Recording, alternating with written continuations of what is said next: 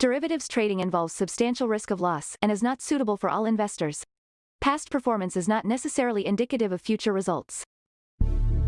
So stressful when the world's on fire. Good God. I can't look at this, guys.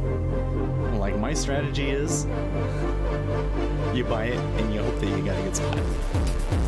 Yeah, but we all think you're crazy. You don't fight this. No way. The markets are freaking out and you don't think that anything is wrong? Come back tomorrow and I'll lose it all. Should be fun. Good morning, everybody. It is Friday. We are down a little bit and things are starting to look a little bit scary. I'm hearing people talk about a top, guys. I'm hearing people talk about a top, and you know what? The way that things went down on Thursday, I think they might have something. Not that I'm calling a top, but something's definitely up. So let's go to the charts. Actually, we want this one right here. Okay. Volume profile. So you can see here, yesterday ended up being pretty much an inside day. A little bit of downside movement in the early morning, but then they recovered it. We bought on that and did pretty okay, but now in the overnight session, down lower. And the headlines at the moment are just not looking good. Brexit, they are now saying that the no-deal Brexit is the most likely option, and the expiration for that to happen is this Sunday. So that's a big downer. There is the vaccine news is pretty much out. Like, we didn't get like it's approved, but they pretty much said that it will be approved. And so we know that's going to happen. Can we really get another vaccine headline to push us up? It looks like that one is all played out. Meanwhile, rising coronavirus cases and Congress, not really a lot of progress on the stimulus bill. So this is why we're down. We come over to the Treasuries because of the Brexit in particular. You can see that we are now once again higher in the Treasuries. So now we're really starting to see some risk off sentiment come into the market. That said, oil did move higher yesterday. Couple of good well, there's lots of numbers coming out. I'm not particularly sure why oil is moving the way that it is. Gold still kind of sideways. It'll be interesting to see if gold takes another dip down if we have a bad day today. Copper coming off of its best levels as well. Kind of, you can just see kind of across the board that people are taking risk off. Here in the dollar. Well, the dollar has been all over the place, but for the moment, this morning, it is on the upturn, looking to get above 91. Remember, short the dollar, probably the largest consensus trade at the moment. So, yeah. If we get a big move in the dollar, it could be very destructive because there's so many people short that. And you remember that when you're short something, you have potentially unlimited downside. So when these things unwind, they unwind harder. All right. So I'm coming back over here. Turn on the text to speech. Now, the next thing I want to talk about is that Zero Hedge has a subscription service now. And I think it is a good deal. I'm going to wait to get on it and probably until next week. But Zero Hedge Premium. Subscribe here. I'll read what it has over here. We got 5 minutes until the news. So you got a bunch of different options. The main reason that they're doing this apparently is that Google said that they will not allow them to run ads unless they moderate their comments section. And Zero Hedge has a lot of the conspiracy theory, most aggressive kinds of comments. So I understand why Google would say that. I don't think that they should be allowed to use their position in the market to do that sort of a thing.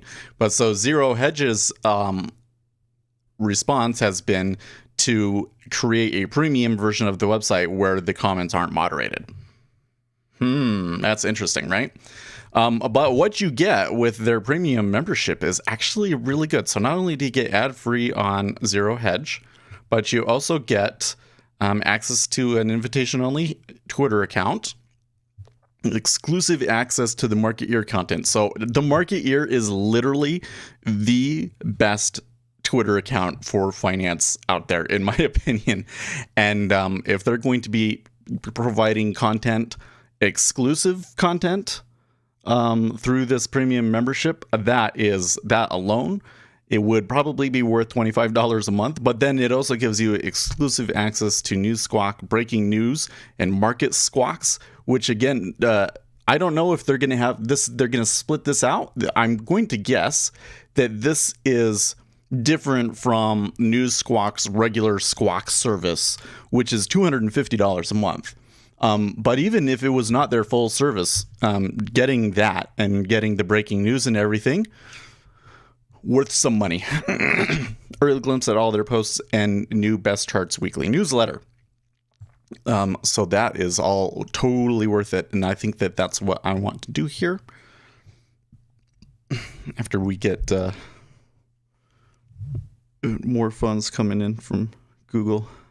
I want everything, in the business to be self-sustaining.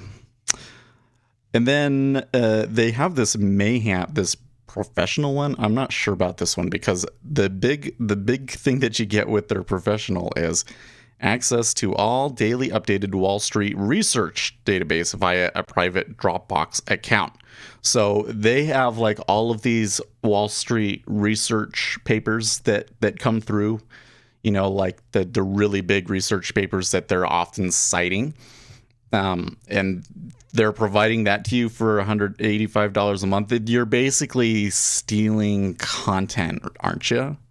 So I don't know how they're going to do that. I think that the professional is likely to get them sued, don't you think? So even though I totally think that this is worth it, and this would be worth it for $100 a month, well, $85 if you do it, pay for a year, but that's definitely worth the price that they're charging for it. But I'm not convinced that that's going to last very long. So otherwise, maybe I would think about doing the $100 monthly because I would really love more stuff like that to read. Also, that gives you the Discord, and I tell you what, Zero Hedge, if you're listening, you should make the Discord be a feature of all of these accounts and just have tiered access in the Discord. That's what you should really do. But I digress. Wanted to let you aware of that.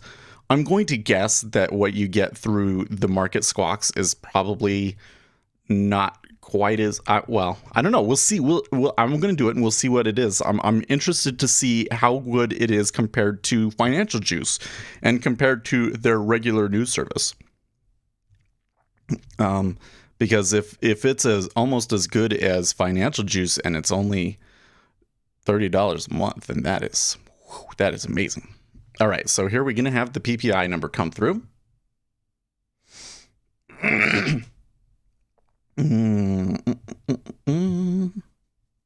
Remember, we're looking for the core PPI month over month to be spot 2 is the estimate. Versus the previous spot 1, and then the main PPI to be spot 2 versus the previous spot 3. Okay, so here's the numbers come in. They're actually slightly lower than expected. I got spot 1 on the core PPI and spot 1 on the main PPI. So that is, because we got the CPI already came through yesterday, and the CPI tends to be a more influential number. So interesting that they've switched it around because it used to be PPI came out first. but market's not reacting super strong to that. Do we have more news later today here? Michigan current okay, Michigan consumer sentiment at 10 o'clock matters. I mean, I think that overall that would be bullish for treasuries.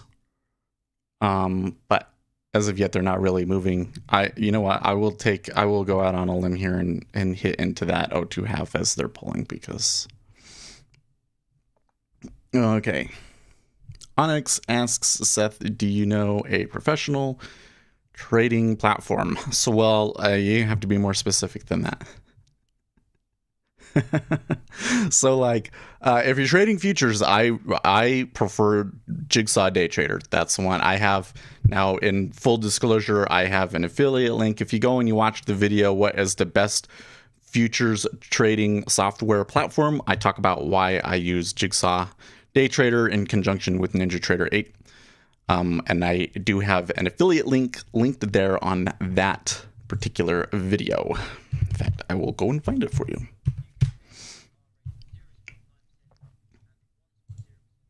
Da-da-da.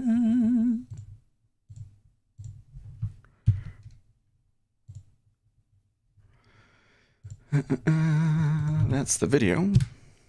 Now, if you want to trade stocks, then that's a horse of a different color. Because in the stock world, there are a lot of different options, and none of them are perfect, unfortunately. I mean, in all honesty, Jigsaw Day Trader is not perfect, although I think that they're getting close, but you can't program in it, and I don't think you ever will, so maybe they'll never be perfect, but they'll be close. They got pretty good charts. Not popular, I mean a professional.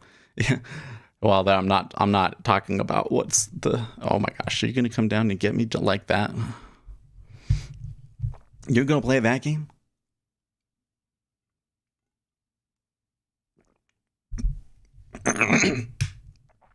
I know you ain't. I know you want to buy it today, so don't give me that. Oh my gosh, it's pulling at 1.5. Okay. Well, the E-mini is turning up a little bit, so that might be why the treasuries are turning here. You rolled your tickers? Oh yeah, let's do that. Oh, it's still giving me Z. I am on Z, and there's still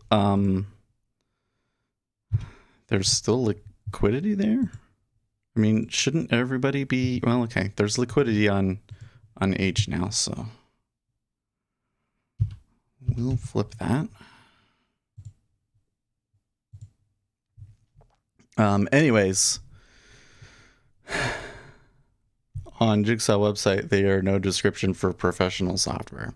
This is what I'm using. So if you want to trade futures, I really think that Jigsaw Day Trader has the best DOM, and that's the thing that matters the most. Another really good platform, Trading Technologies, probably the expensive one, is what I would say, and for good reason. And then you want a cheaper option, you can go like Sierra Charts, and then NinjaTrader is just great charts. But if you're looking for stocks, then you kind of you go down this crazy road where it's like, okay, like probably the two best like platforms overall are going to be like Interactive Brokers, who by the way had like a really bad what is the word? They were offline. A really bad service disruption this past week that kind of makes me wonder about them. But I know a lot of people here that use Interactive Brokers still. Thinkorswim is still a great platform, but I don't know. I don't really think that the stock platforms are even half as good as the futures trading platforms. You know, just don't use IB for charts. Yeah, there you go. What else do they got there? Now, if you want to go for professional, right? There is another step up, and that is like Ready would be, an example of that. Ready Trader would be an example of truly professional software, but none of you guys can afford that stuff. That's something where you're talking tens of thousands of dollars a year to use. Otherwise, it's all retail software, and that's the best that we have available to us, but that's the way that it is.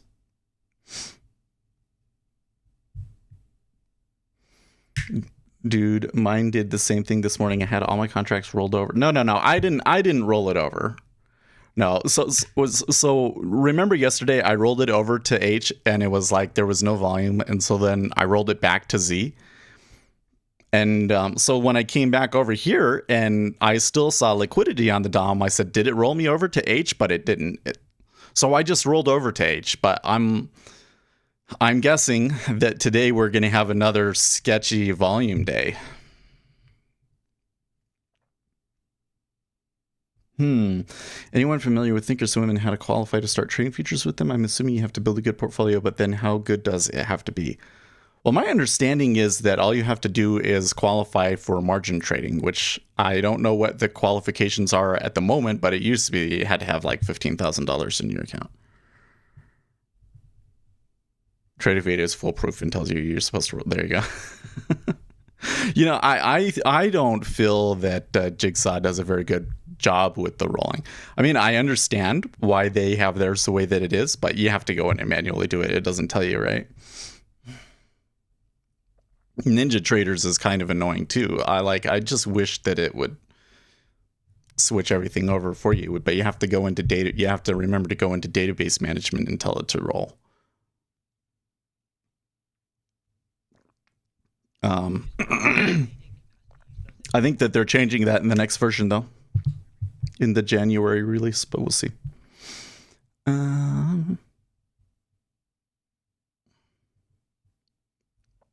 I would like to take a look at Tradeovate again, because Tradeovate has a completely new chart setup. They had one and they wasn't very good, and they switched it up, and it doesn't sound like it's as good as Ninja Trader, but they have some interesting things in there, don't they?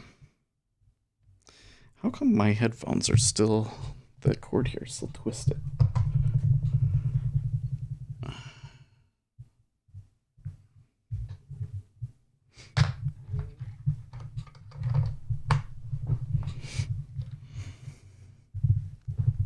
There we go. I need to get a different, it wouldn't be the first time that we've talked about this, is it? But I need to get a different kind of stand. The kind of stand that I want, it's a little like attaches to the back of the desk and it has an arm and then it's really shock mounted. It's like $300. It's like not worth it. So I got this thing that I kind of like jerry rigged together. I got to figure out a way, something to improve it. Some way to shock it. The thing is that this microphone itself is supposed to have a shock mount in it, but it's meant to be for like on a stage. You know what I mean? So they don't really have good options for shock mounting this thing. There needs to be like a little spring that screws on both sides. Maybe I can get someone to metal work one for me. You say it's JavaScript? What, the one in Tradeovate? Yeah, clip ideas for microphone mounting. I wish. Pipe dreams for microphone mounting is what it is. Well, the charts for Jigsaw are HTML5, as I understand it.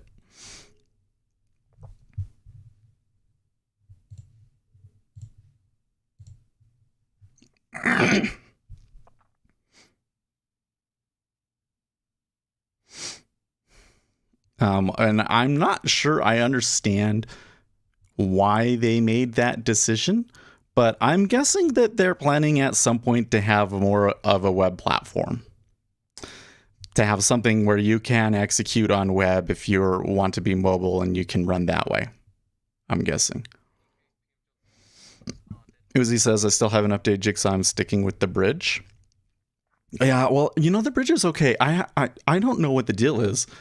I feel like that when I get really crazy market action, that I get some kind of odd behavior from the bridge, and I will say, even though I think you can totally trade with the bridge, I really think that um, piping everything through Rhythmic Trader Pro is better.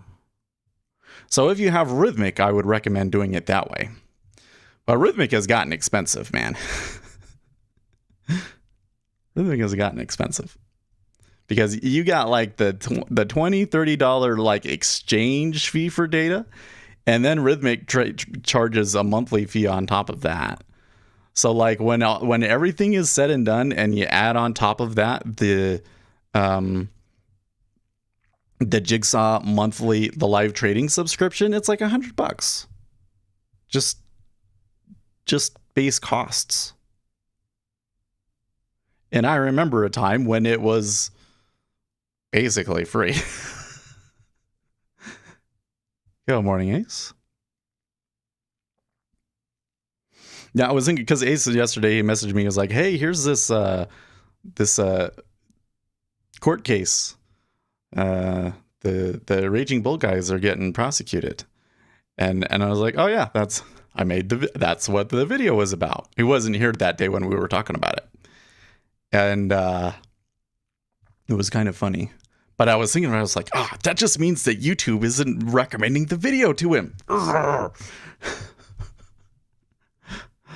But it's also, we got to make more videos. I have some ideas for some things along that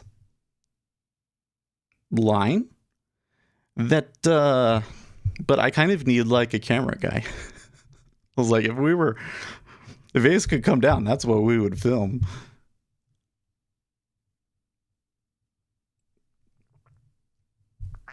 I don't know. I tried a trial run of the idea on TikTok, and I put it out on TikTok, and I'm not going to look at that service until next week, and so we'll see how that one goes.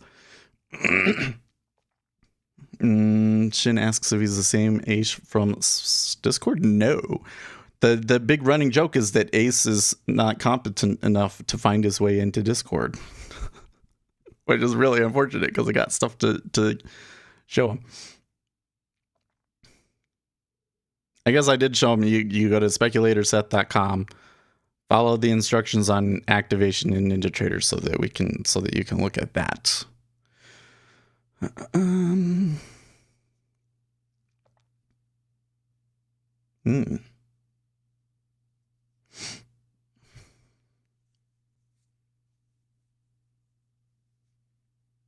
You're looking at a short here in the E-mini? Okay. I'm smelling what you're stepping in. The current spot isn't quite right, is it? It's maybe we're a little too late.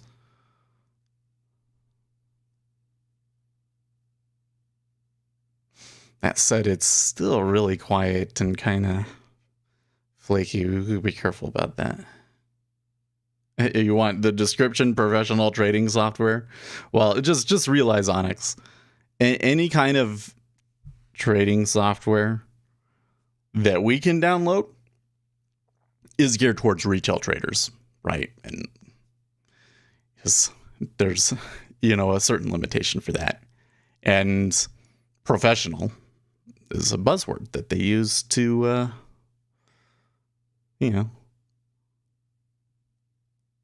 get Google search results and stuff. So the only true professional software that I know of is Ready. And again, that's like thousands of dollars. Wow, you took it at $34.50?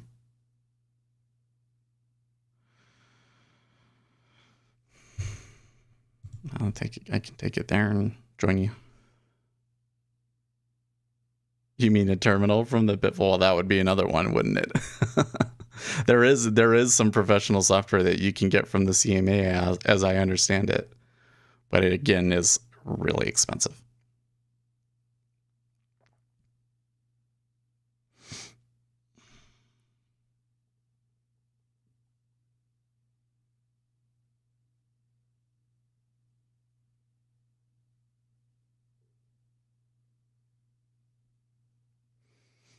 So something's not quite right here because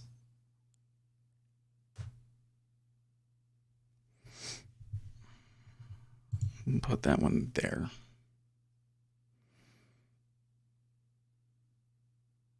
So I thought that my stop limit was at a 1/2. Maybe I didn't have it there where I thought. The Razor Siren. Oh well, yeah. You know what? I don't think that the Razor Siren is worth it for $99. So if you're gonna get a new microphone, if you want like a nice microphone for anything, get the Elgato. The new Elgato mic is really good. This microphone though, it's the Elvis mic, right? It's just they don't make shock mounts specifically. I would need to be a shock mount built specifically for a Shure 55 SH. And I have searched and searched and searched, and it just doesn't exist. You'd have to make your own or jerry rig something. So like they make these ones with like the rubber bands that go around it. So you could maybe do that, but it would be really weird.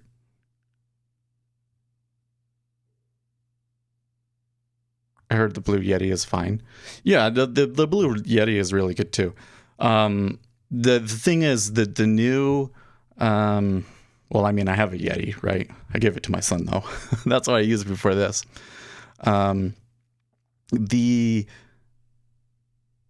Elgato microphone is on par quality wise with the Yeti.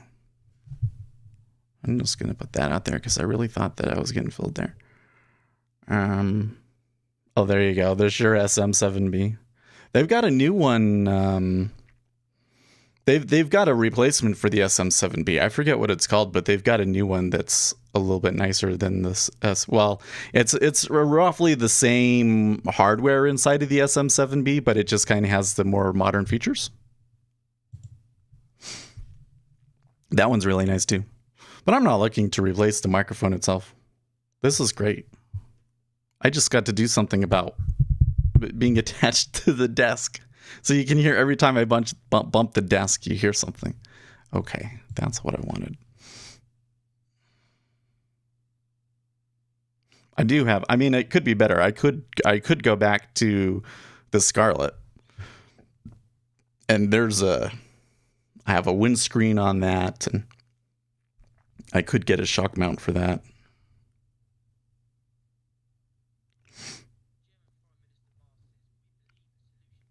Good morning, Lobo Trader. Oh, I should be keeping an eye on Discord down here.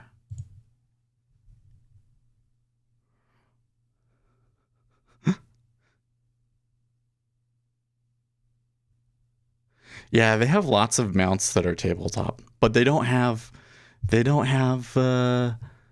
shock mounts, right? So let me show you what the deal is with a shock mount. Well, let me show you. Here's the microphone that I have.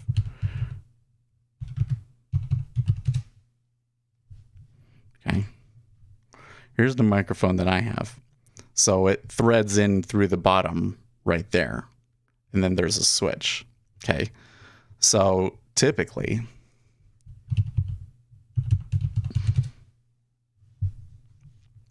the microphone, we'll do it at Sweetwater, sure. Okay. So you see here, for instance, here's a shock mount with a windscreen on it. And this one has a female adapter thread because most of these microphones have a thread on the bottom, right? So not compatible with this microphone. So then you get the ones that are like, oh man, how come most of these aren't actually shock mounts? Oh, okay. So then you get this sort of a thing, like where that little part there screws on to your mount, and then the microphone is held by those rubber bands, right? They call it a windscreen, but it's really a sneeze screen. Yeah.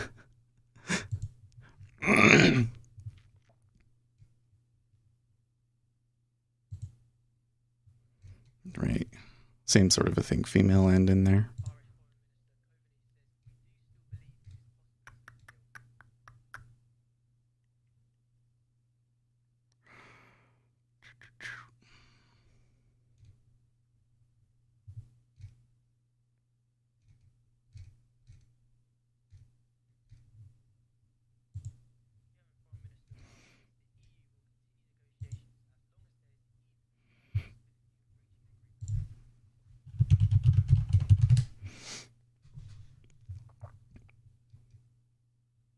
Oh, that one. This one might actually work.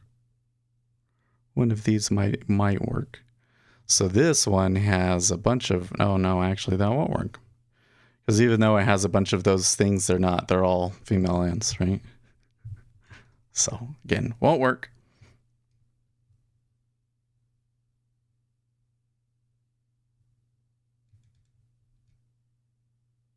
Okay, so then you get these ones, right? So this is designed to like really well, actually no, it's not. This one also has I think that's a female end. Yeah. Oh, okay. That one could we could maybe get that one to work.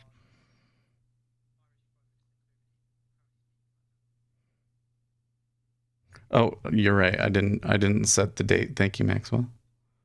It's the 11th. Oh, you know what that means? That means that Attack on Titan Season 4 is available on Netflix. Oh. So excited. This one would I could maybe get this one to work.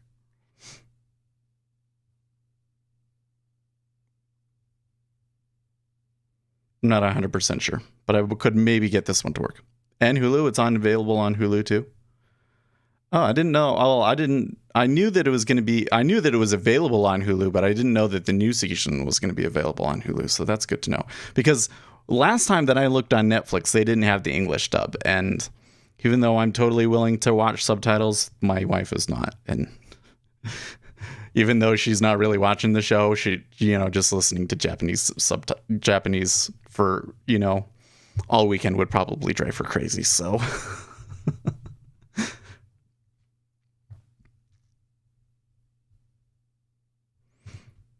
I'm thinking about that one. Where did it go?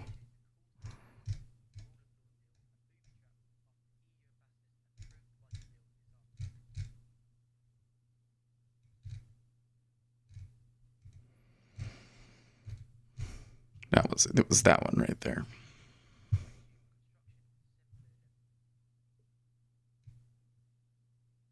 See, now some of these are designed for a specific microphone. Like this one, it's a compression attachment. Oh, you got out of it? Well, it hasn't moved. Well, it did pop up there, didn't it? Hmm.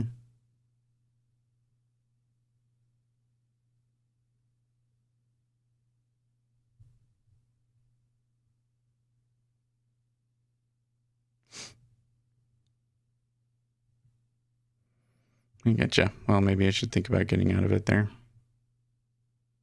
Why did Treasuries trade down like that?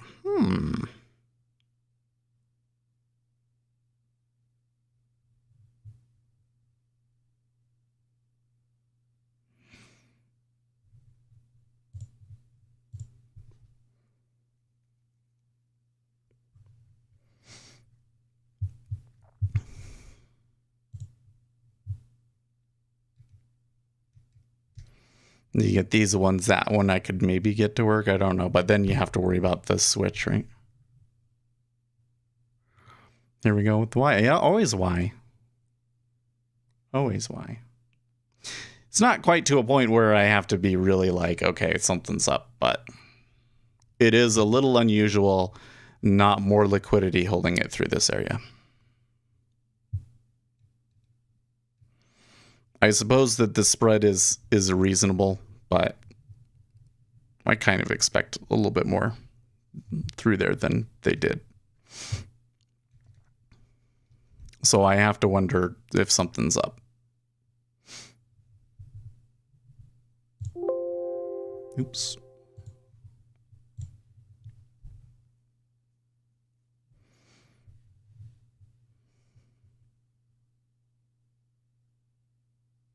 And I expect you to be happy with the microphone. I'm not switching this. We're talking about the mount so that when I touch the table, you don't hear it.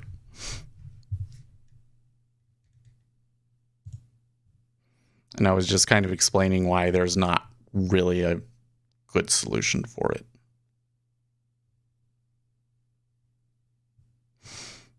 See, what we need. What we need is something that's like, there'd be like here would be this attachment with threads on it, and then there would be a spring, and then an attachment on this side with threads. That's what I think we need. or there's somehow lines there, but I don't know. Maybe that's this thing right here. Maybe we could get that to work.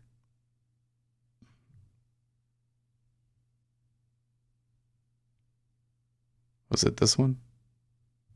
I thought it was this one.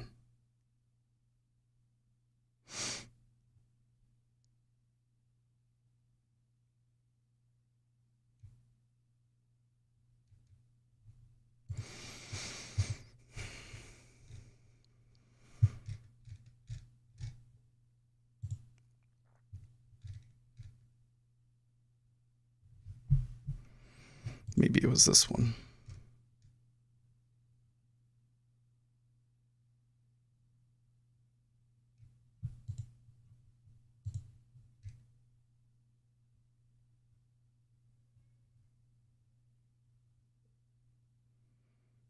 There you go. This one.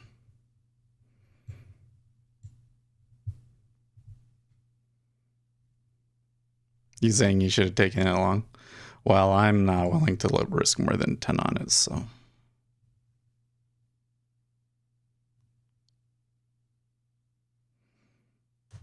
Okay. So that came back up pretty easily.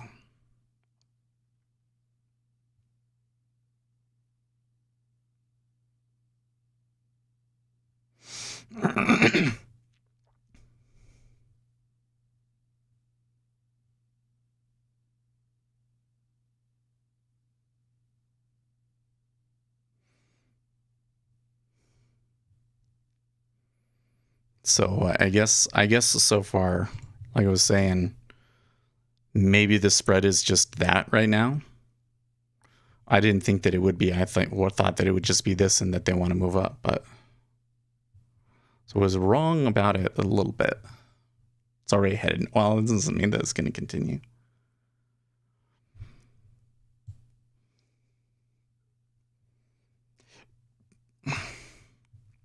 How do I say? At the moment, on a 5-minute time frame, the trend doesn't look very good.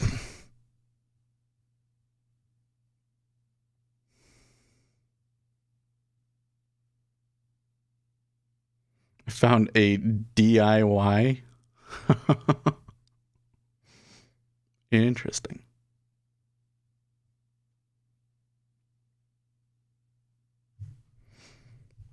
Oh, wait. She's got the link here. PVC coupling. Oh, wait. So is there PVC pipe that would connect into it? Oh, wait. How come it's not... There's no pictures?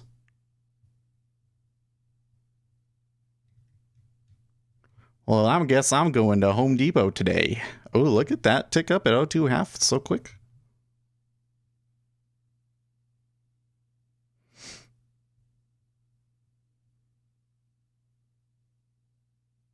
You say there's a Head and Shoulders on TLT?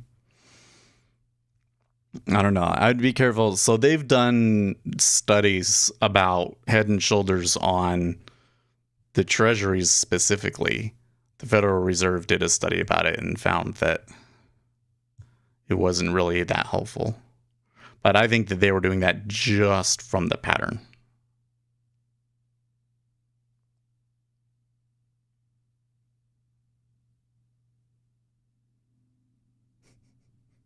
Smartest use of a kitchen spoon I've seen was at a restaurant where they taped the key to a giant wooden spoon.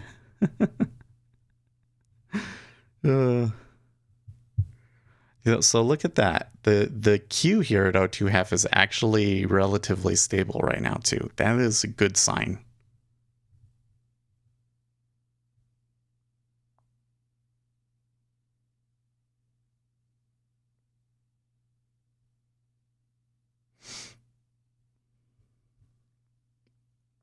And they're buying into it in the 5-year.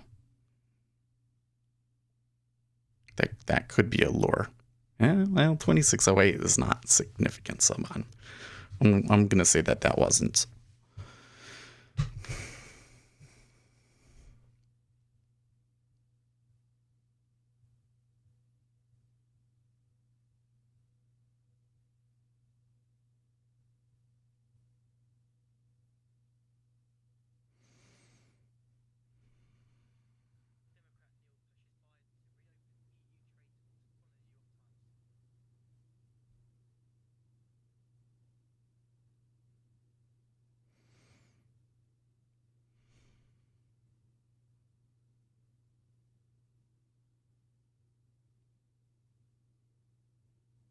If I got this shock mount right here, that would look so freaking weird. Really would. I really think that you could do something more consolidated, though. Maybe I'm wrong, but I feel like you could do something more consolidated. Anyways, let's close that. We don't need that.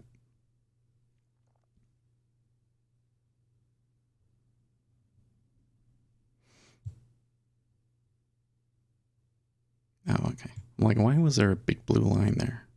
Shouldn't be there. But then I moved the chart and I got rid of it.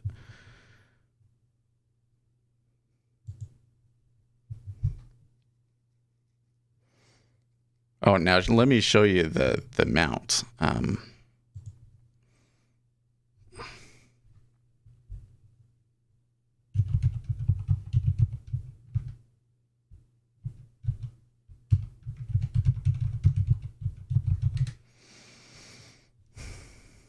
Yep, that's it right there.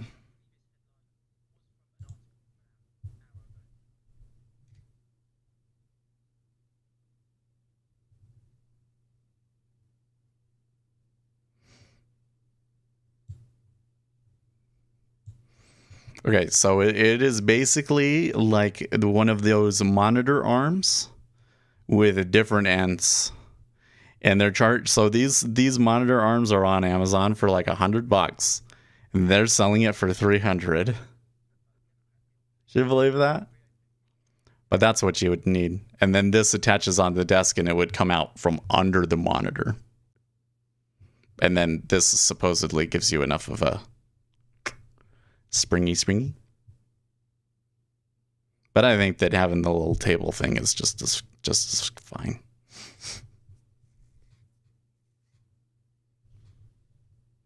Can you believe that's $300 though?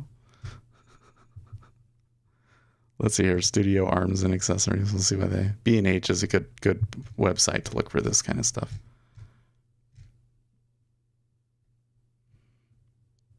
That's a pretty arm. Most of them are suspension arms, though, right? And then it would be in front of the screen, which unacceptable in front of the screen. There it is again. 341.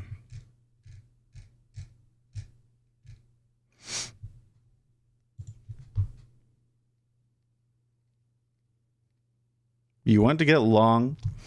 So what I would say is that the consistency of the trend right now is not very good. There's a pretty good probability of this pivoting on us a little bit.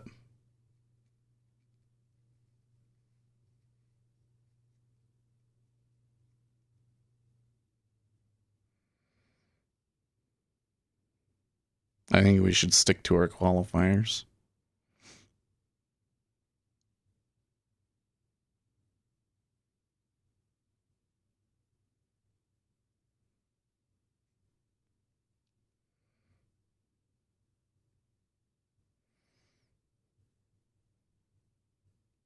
I think another thing we got to consider is that we're going to take a trade right now in the E-mini.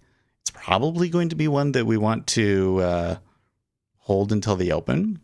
I'm thinking that we'll probably get a little bit of selling on the open, but it might be somewhat subdued until the consumer sentiment numbers are out, right?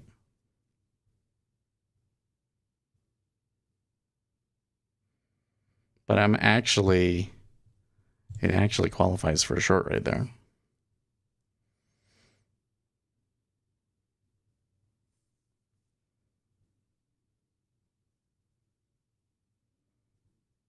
Look at that 5-year there at 0.2.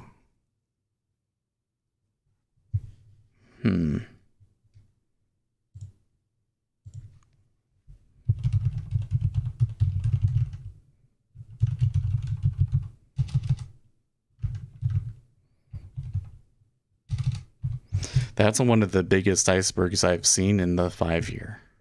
14,000? Every once in a while in the 5-year, you'll just get a really big monster.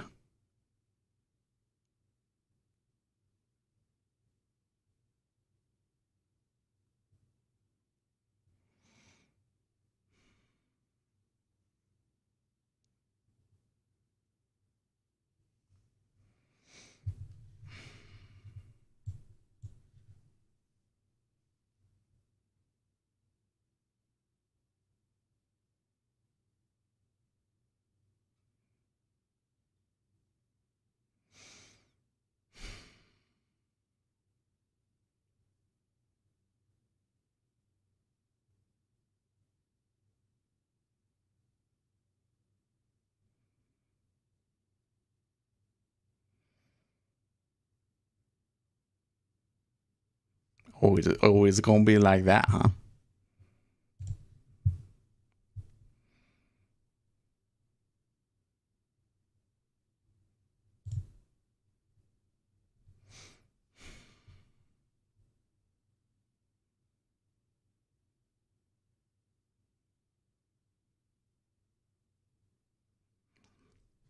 Missed out on a whole point waiting for the limit to hit me.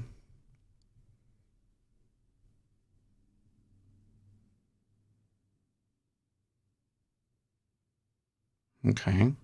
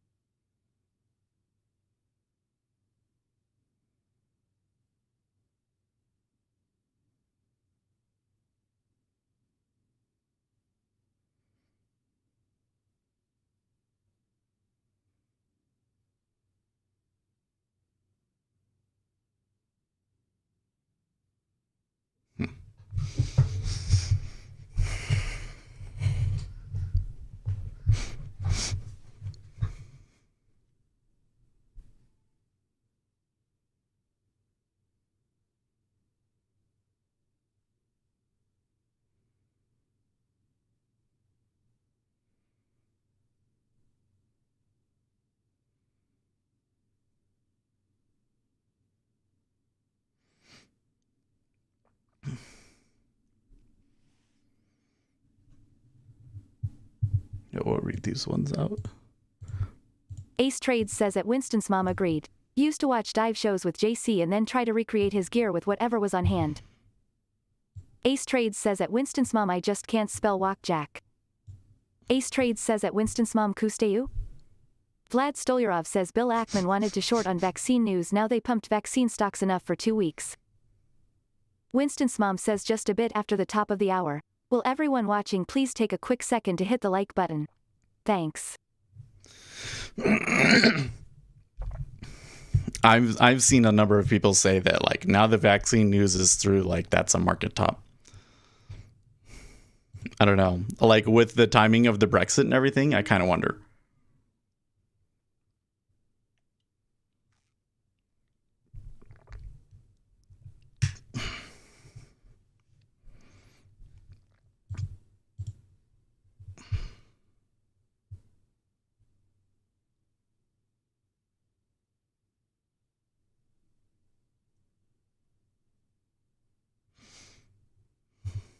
Ace Trades says looking at 3,637.50 for a long. Okay. Still close. The 5-minute bar is kind of close to it being between red and blue.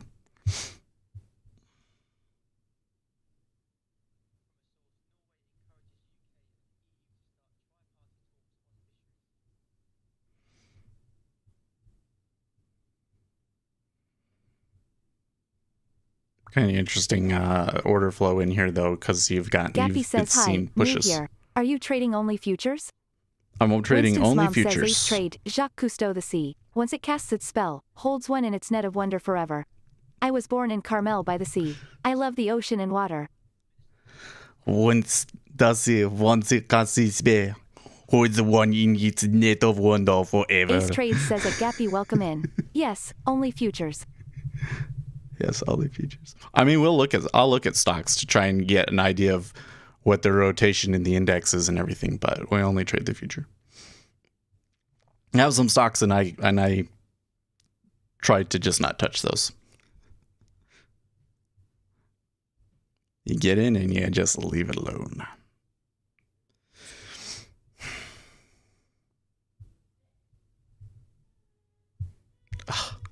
Now that I'm, I didn't close the window over here. Says ask away any stock.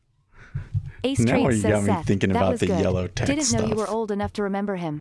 No, I've never says, watched I'll it. analyze. I just know about it because they make fun of it in cartoons. So there's another thing called the yellow tech. They make microphone arms and stuff. Now this stuff is great because they make these mounts that mount to like everything, right? So like you get this thing and you can mount your like here they've got 2 monitors and a microphone arm coming out the top. Oh, that would be awesome because I've got so much crap mounted to this desk. It's not the best desk either. But and there you go. That's like that. That's what I need, right? But oh my gosh, it is so overpriced. Like a system like this, it's like $1,000. Obviously built for studios, like people that have the money to waste. But good grief.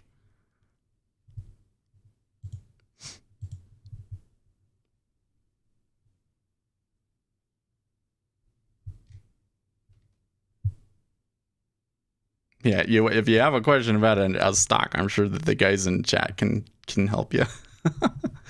I don't like to give advice on specific stocks.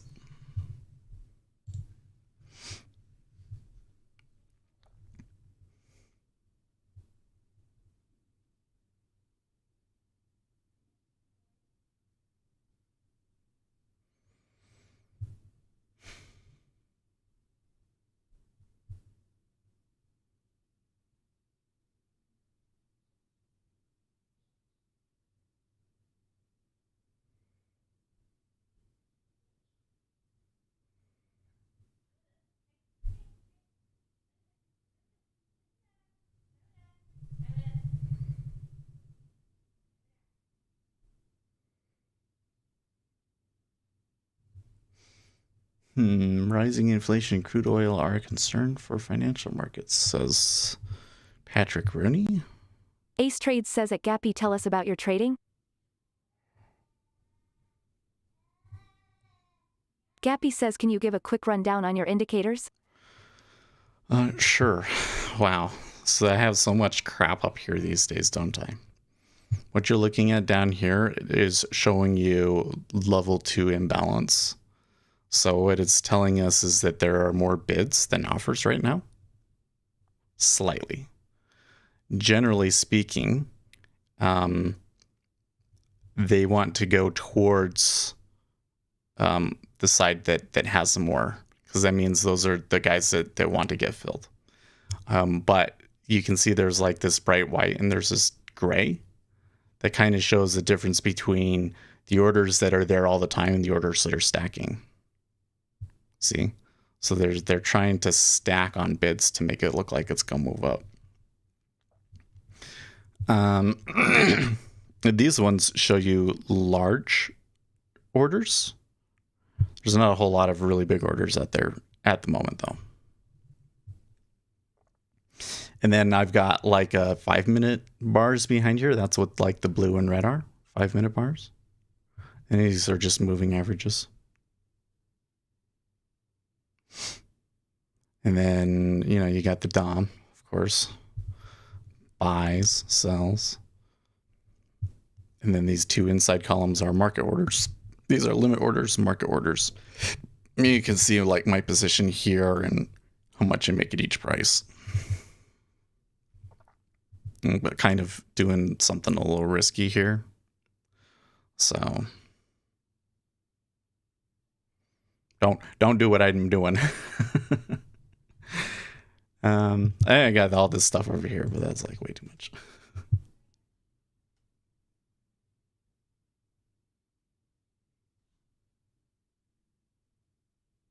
I didn't feel that.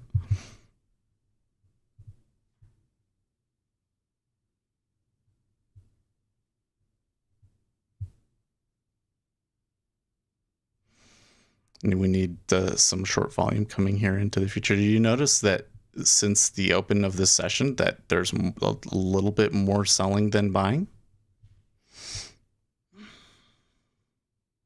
Ace Trades says Seth's charts are the hoarders of trading. Well, a lot of these are my own Winston's mom says making. the Blue Compass Premium Boom Arm gets good reviews from producer Hive. It's $99 on Amazon and has good sound according to this page. Those are the ones Gappy that come says over the thanks. monitor, though. Anyways, these are the indicators that I wrote. And so a lot of what I'm doing for these ones is I'm just watching them for an aberration to see if I can go and try programming something off of it.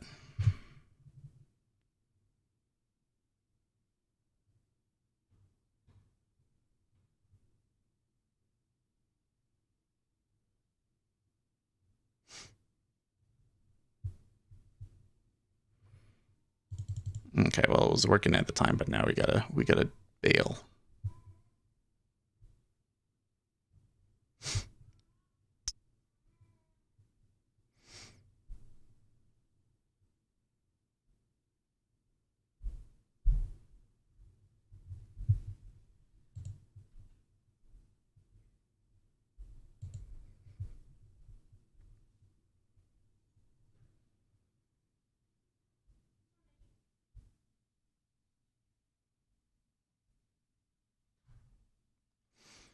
I am actually still more interested in a short here, but this was okay. When it was here, it was okay. And then, from here, it didn't work out right. Probably should have built it earlier.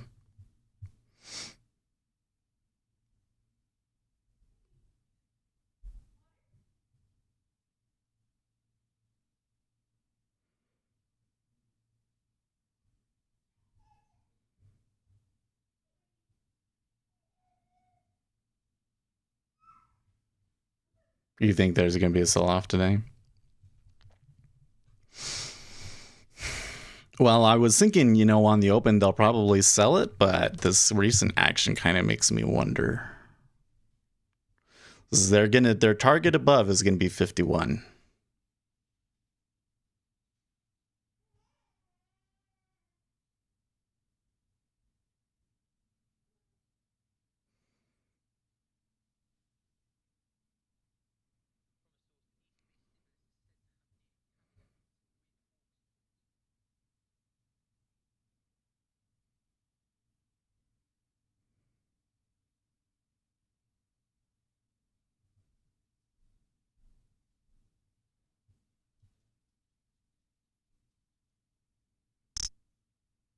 Hmm.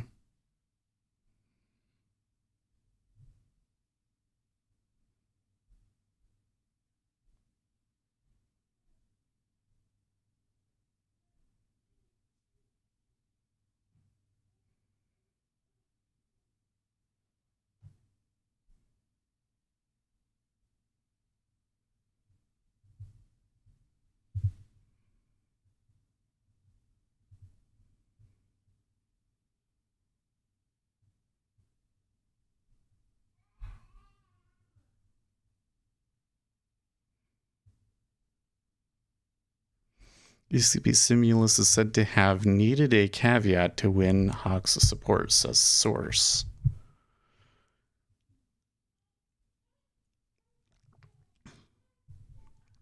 I'm not sure if that's significant. It seems like something that could be significant, but it's just a caveat and the market's not reacting to it. It must not be a big deal.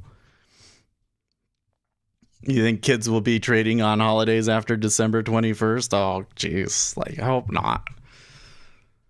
I totally know what you're saying. Like, there's going to be this thing where, like, a lot of people don't know the seasonality and make dumb decisions. Like, that week, I mean, after December 21st is fine, but that week between, you know, Christmas and the New Year's, don't trade that. I'm telling you, that's just dice you up.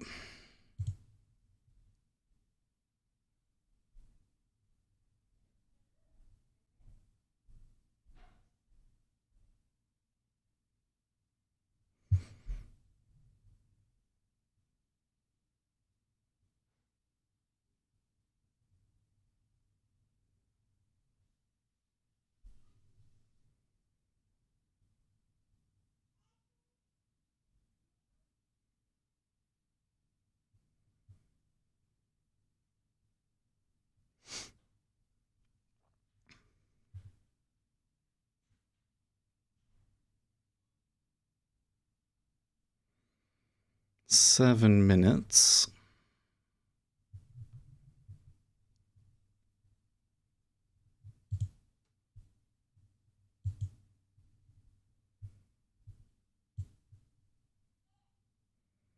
I feel like I was a little bit impulsive on those longs in the or the shorts in the ES because I was saying like, oh, the trend doesn't look so super great. Normally would have waited. I don't know what I was thinking, but I think that our plan should be to try and take advantage of the open here. So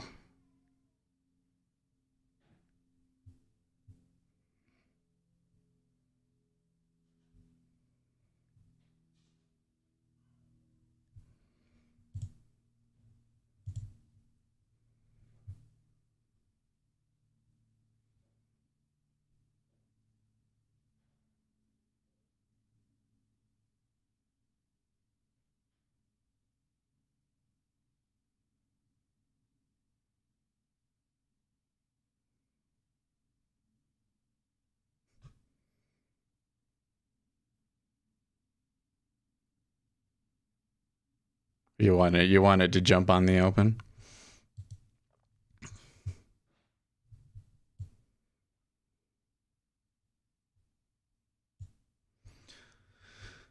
Well, one of the issues that I see right here is that it looks like that longs from overnight are taking profits.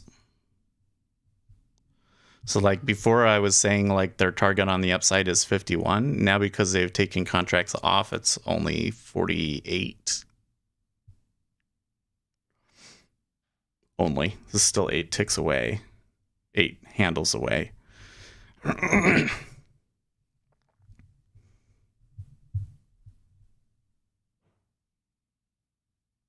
see what that first impulse is. I don't think that when the E-mini opens that it will be like a gadoosh right away.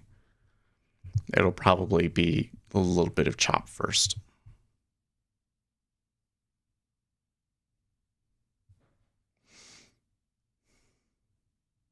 MasterCard Visa block payments on Pornhub after child abuse allegations.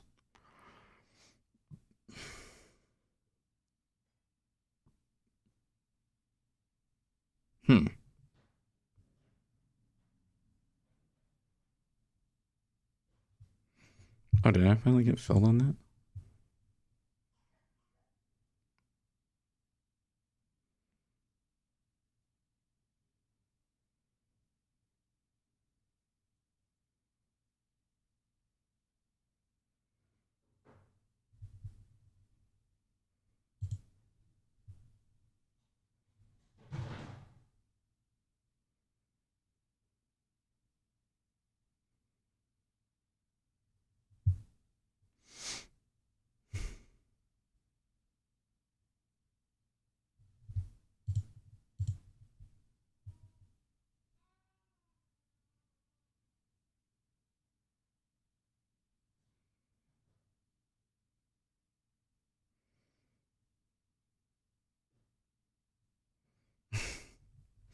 Retail who got in on green as well. Well, yesterday was, I mean, technically it was a green day, but it was still below the previous day, right? In fact, I think they closed below the previous day's low, didn't they? It wasn't really a positive. It really wasn't a bullish candle, was it?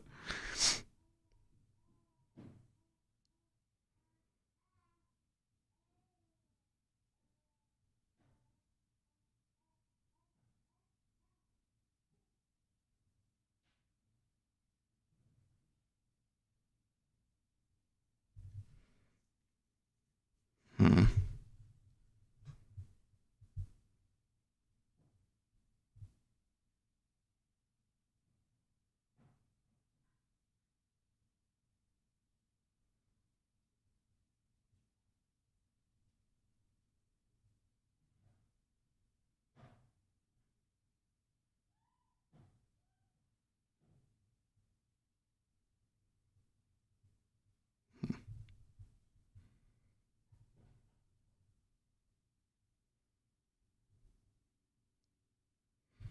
And just noting the 5-year is below 22 and more absorption at 20.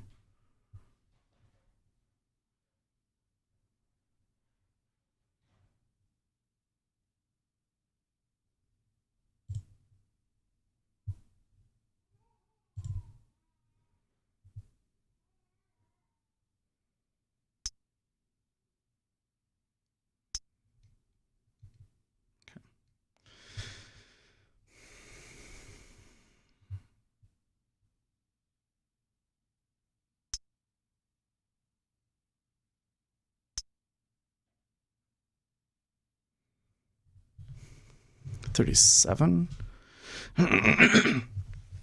You see some of those orders kind of positioning themselves for the open, these big ones on the downside.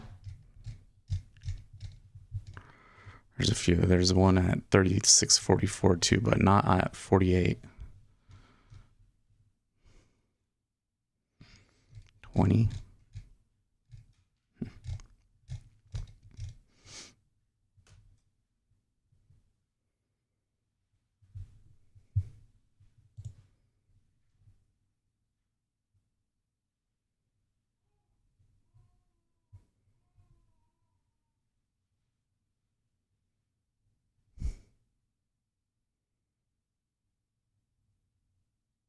Okay, 30 seconds.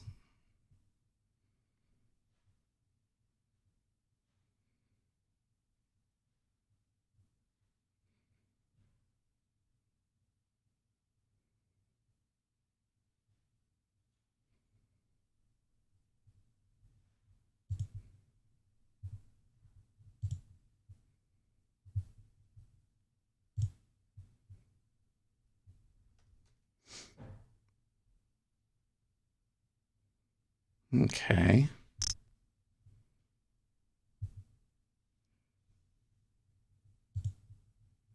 Yeah, so kind of tight as predicted, at least initially.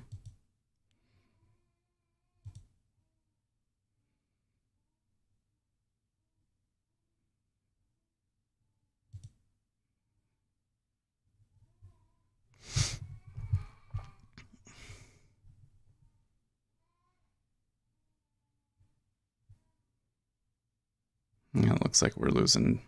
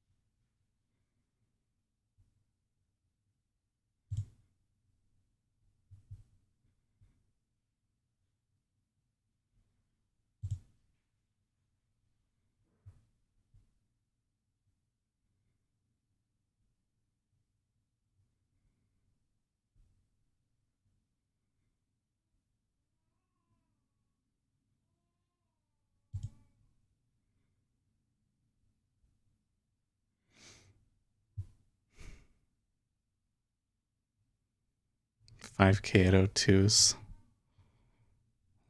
Should pay attention to that. There's 5K at 005 too, so it's not like...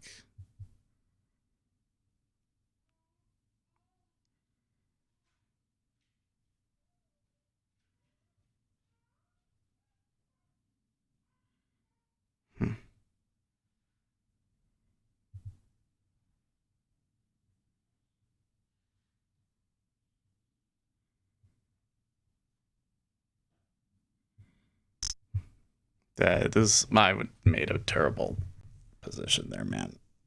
I'm thinking about this now and it's coming back and I'm like, oh, whoops.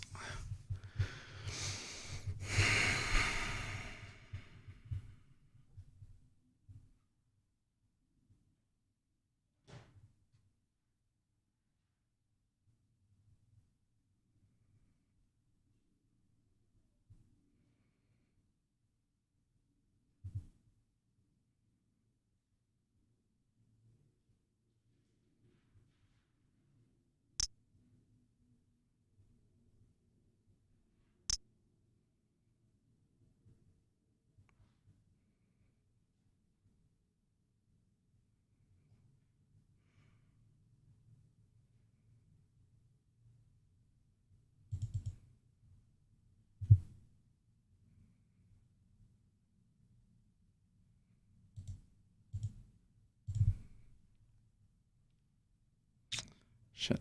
Okay.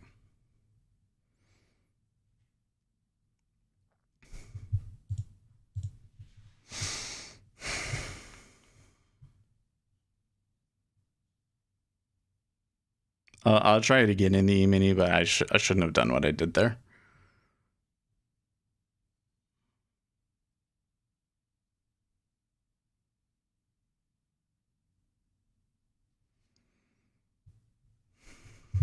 Okay.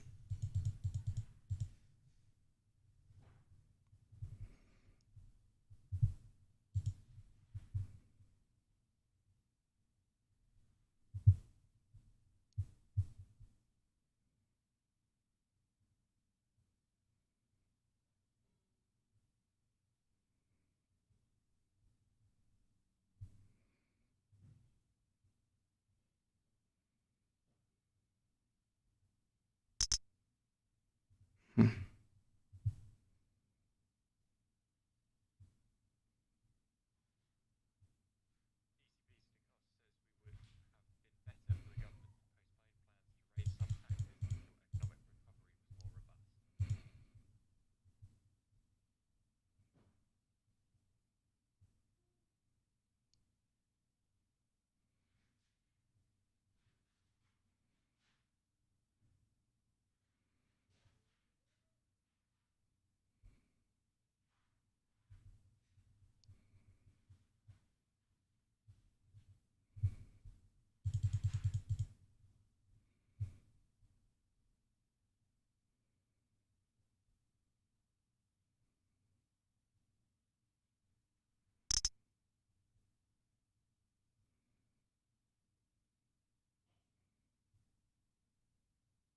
Okay.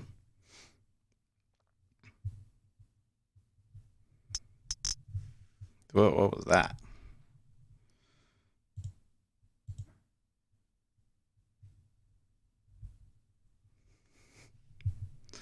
That was odd. The Treasury's still moving up there, and look, it's hitting.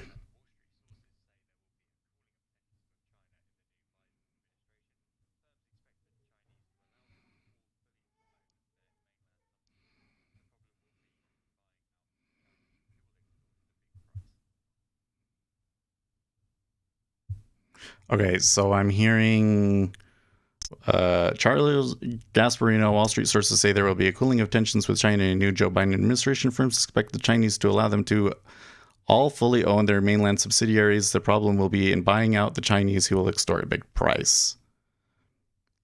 I think that's why you saw a little bit of both ways there.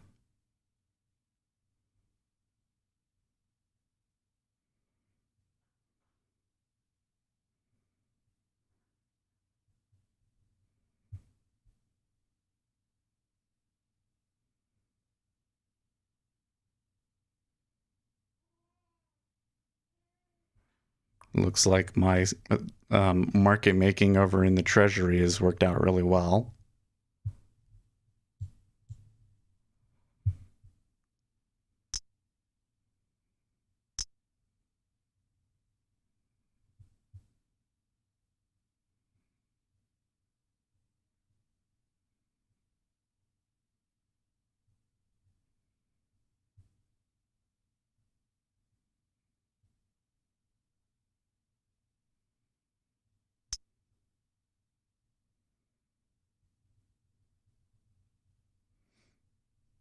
So go for different securities as well, different account sizes for different securities. So you got to realize that in futures, the way that futures work is there's a margin bond essentially. So when you buy a futures contract, you're not paying the full notional value of the contract because payment for that is not due until the contract expires. So instead, what they do is they force you to hold margin that will cover the amount that you would gain or lose on the contract for a reasonable period. So what they do is they say, what is like a third standard deviation move in this thing? And that's the maximum that you can have it go against you without having to put up more margin. So what that means is that in the 10-year Treasury, I can trade something that's worth $100,000 for only $500, right?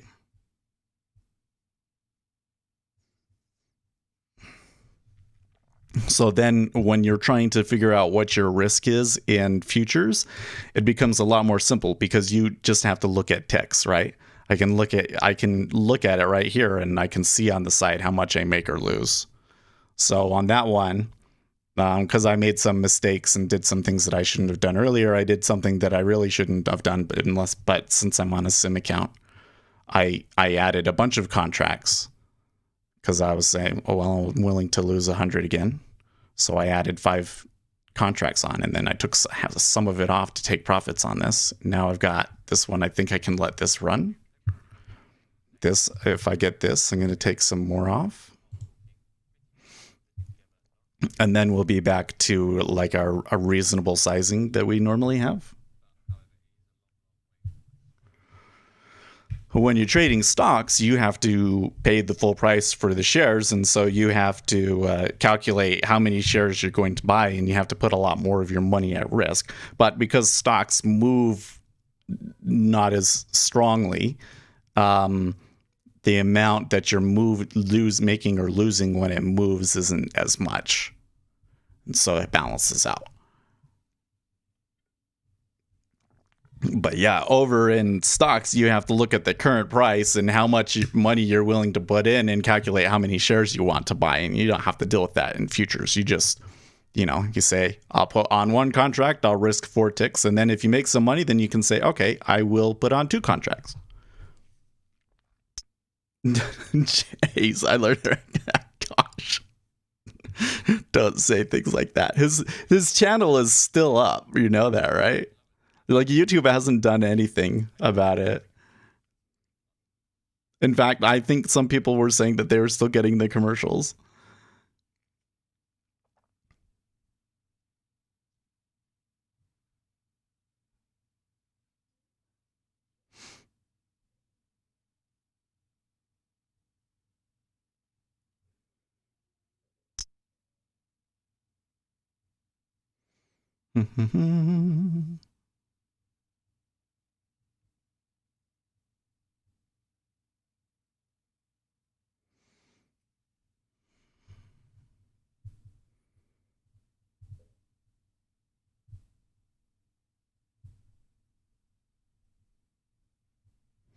So by the way, we came up there up at the top and came back, but I haven't seen like the rise in cumulative delta.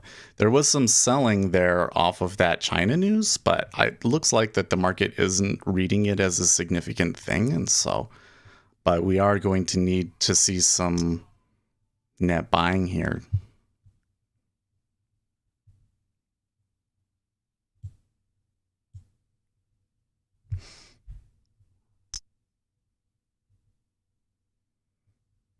I've been come through so much information by I like the opportunity to actually ask. Well, that's good.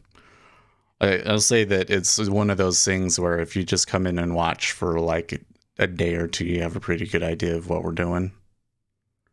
And then you can kind of start to try and figure out things by your own. So this is really something where, there are some people that really like to be handheld and, told what to do and everything. And the futures are not for that kind of person. You know what I mean? By the way, it was a pretty good downtrend from the top. They went from the top to the bottom with almost no pullbacks at all. And now they might turn and go back up. I don't know.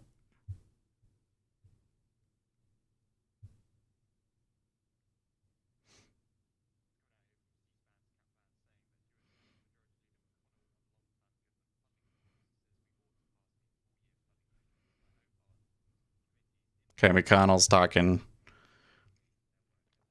McConnell says must pass relief bill where there is agreement. McConnell says Democrats should stop insisting on state aid. Says need to help small businesses right now.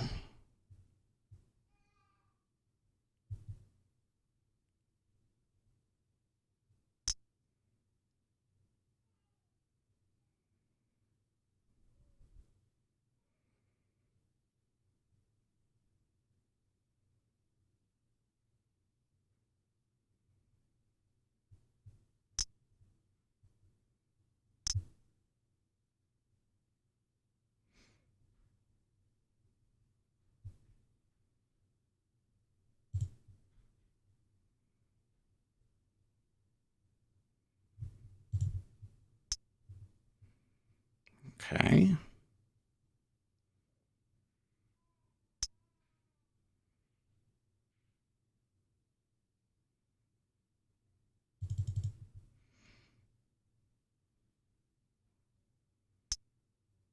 Wow.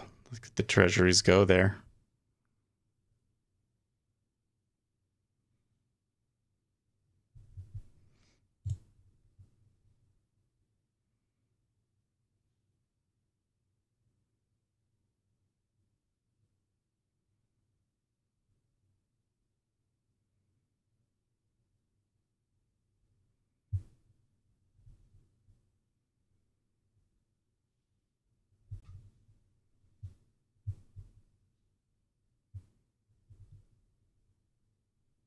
Say Apple sold straight off on the open.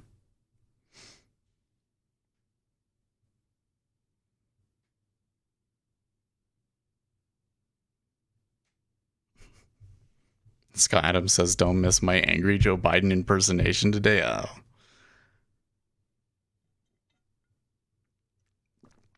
I think that's liable to make the secret police come after you. Mr. Adams. Okay, now this is interesting. Attorney General Barr has known about a set of investigations involving Hunter Biden's business and financial dealings since at least this spring, a person familiar with the matter said, and worked to avoid their public disclosure during the campaign. I kind of thought these people saying that Barr wasn't all that great and was actually trying to undermine Donald Trump too. I thought they were crazy, and then that comes out, and I'm kind of going, Maybe he just didn't want that stuff to be politicized anymore. I don't know, man. It's kind of weird, though.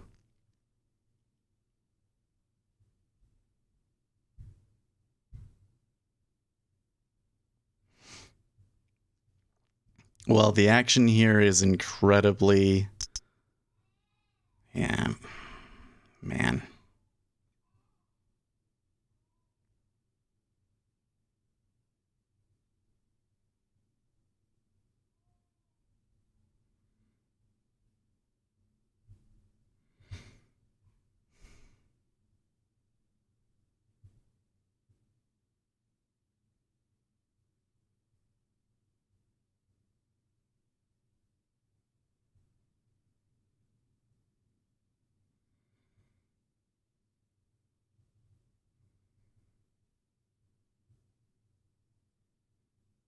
It's all over the place.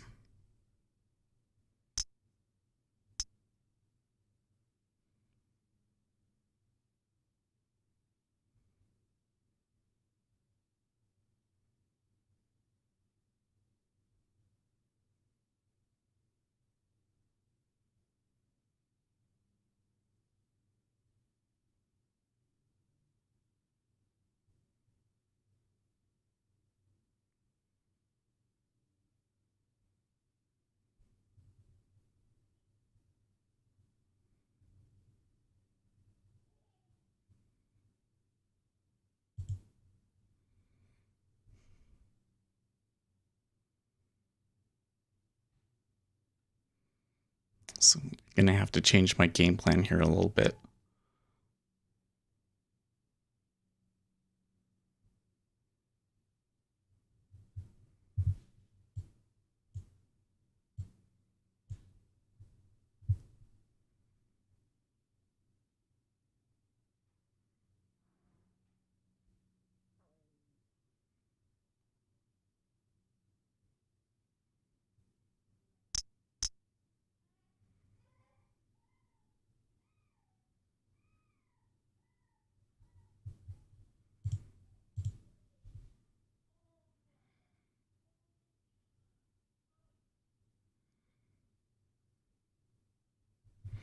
I don't know. That Treasury is... I could still see them going up to like 07. But I don't know. That's a ways up there. We got some news in between now and then. Today's a rollover day, so everything's a bit wonky. Yeah, I may be trying to read the cumulative delta here and misreading it.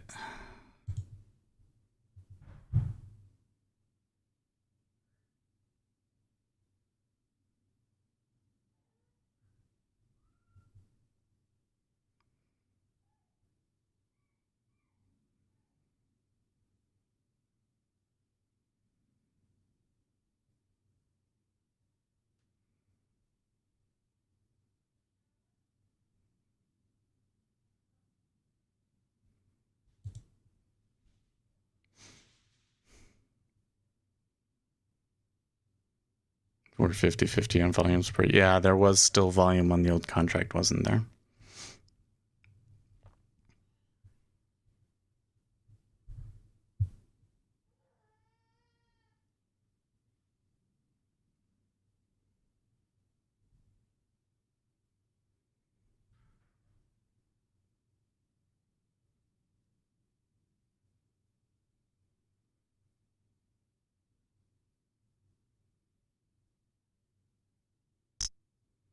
Okay.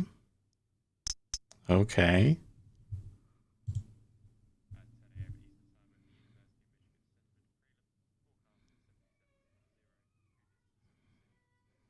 Well, that looked serious.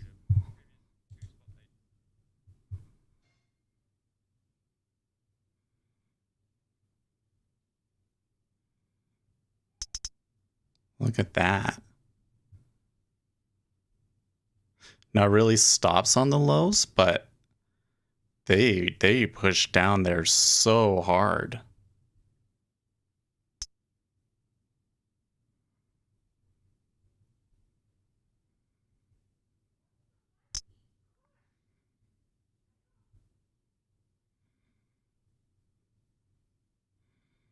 And then move back up. It looks like they came down so quickly that they formed a liquidity bubble here. So, whoosh. Yeah.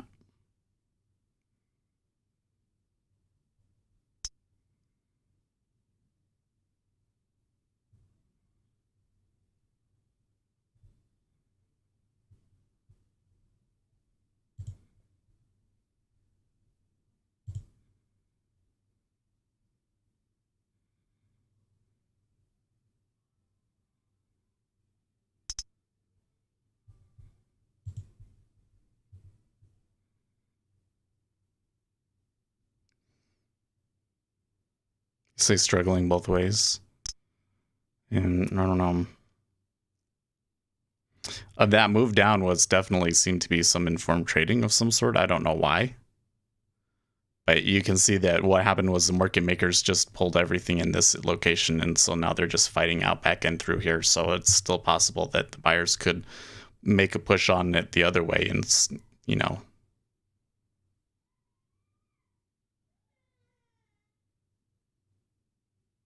because preferably you get a move like that and then the market maker decides to hold liquidity right there, you know? But that's not what happened.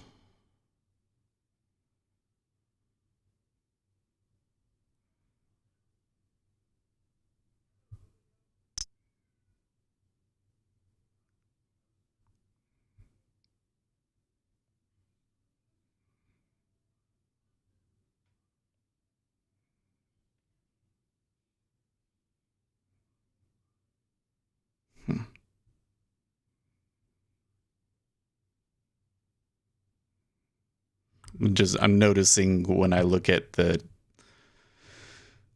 correlations and everything, it is like really messy action here, and it's kind of like breaking out right there at that spot, which is not a setup that I would have ever expected. So now I'm kind of wondering what happens when you get those. Do they tend to work out?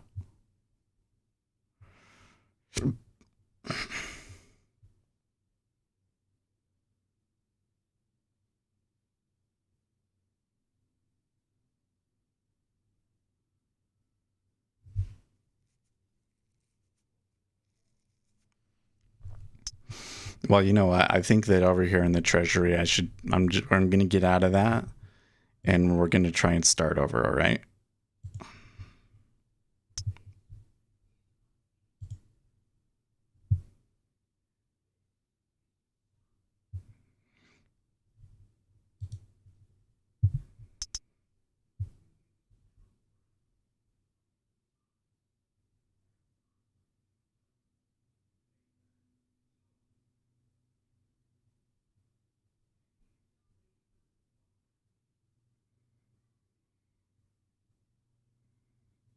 Jeez.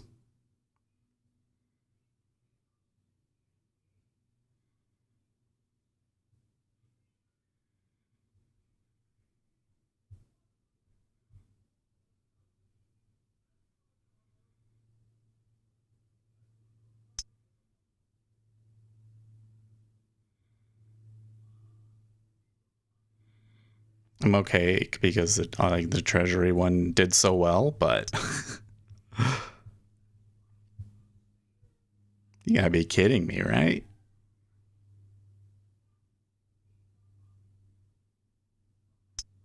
Sheesh.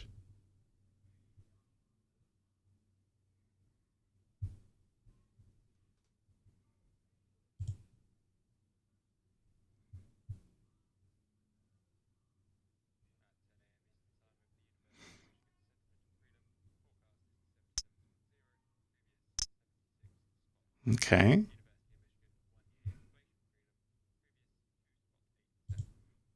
No, that's not what I want.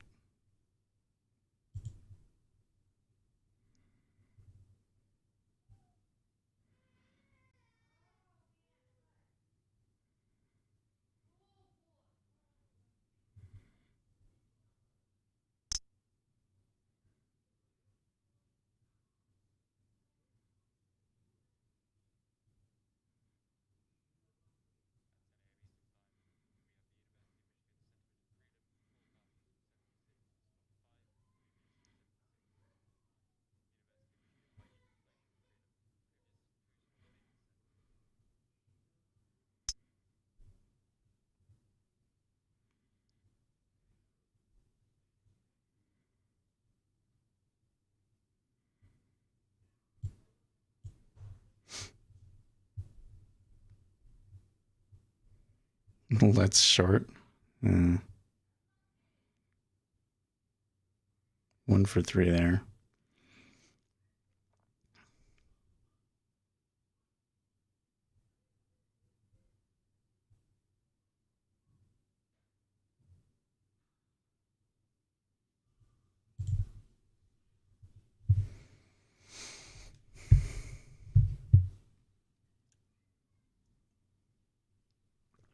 Should have done the opposite.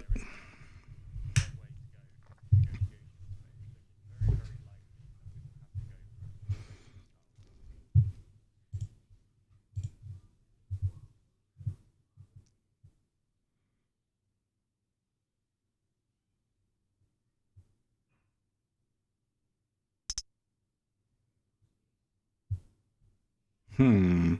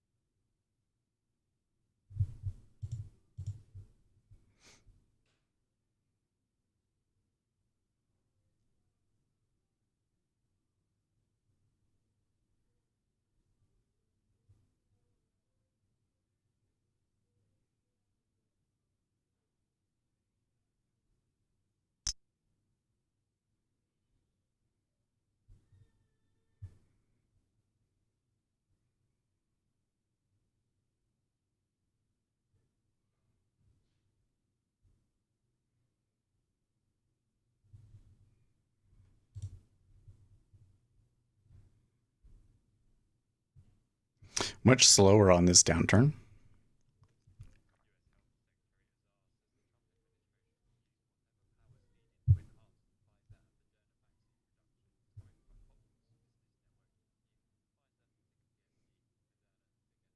Those small traders aren't really holding a lot. Aren't putting a lot out there. I think that they're frustrated as I am.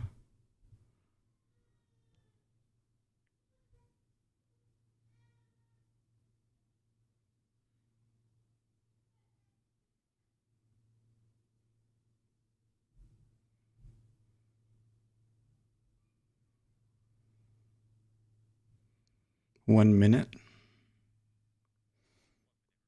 Let's see here. Okay, so the number we're looking for is 76.5 versus a previous of 76.9.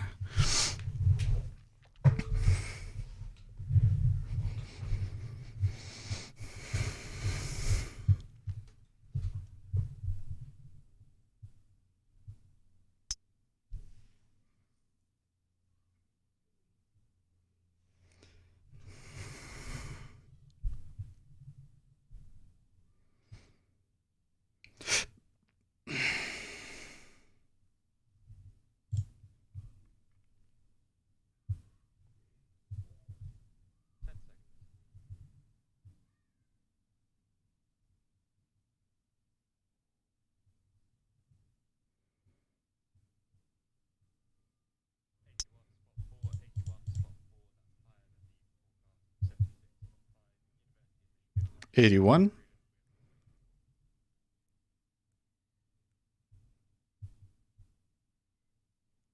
Come on.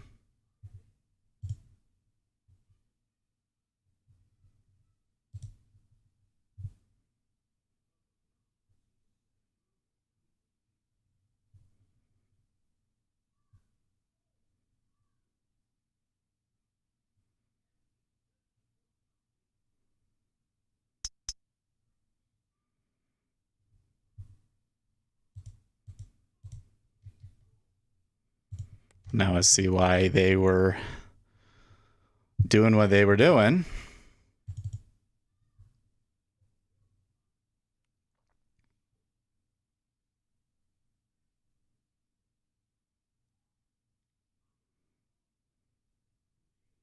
This might make the treasuries come back a little bit, but I still think that overall that the treasuries are going to be bullish for the session because they're more concerned about the Brexit thing right now, right?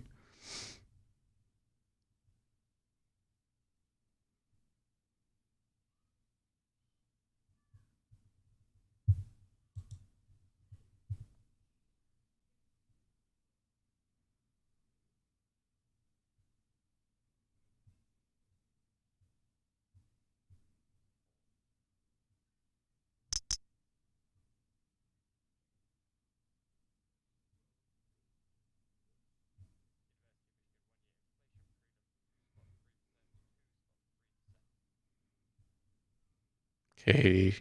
Inflation expectations 2.3 versus previous 2.8. So that's actually better than last time.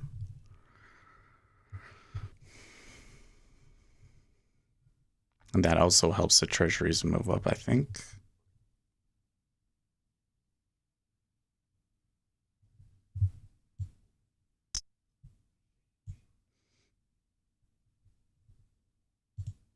Oh, technically we're at our target.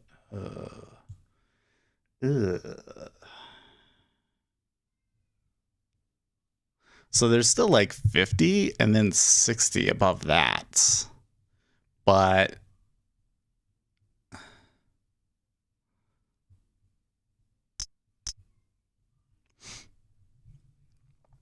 I don't know. What was this 300 at 36.44? That better not be UAs.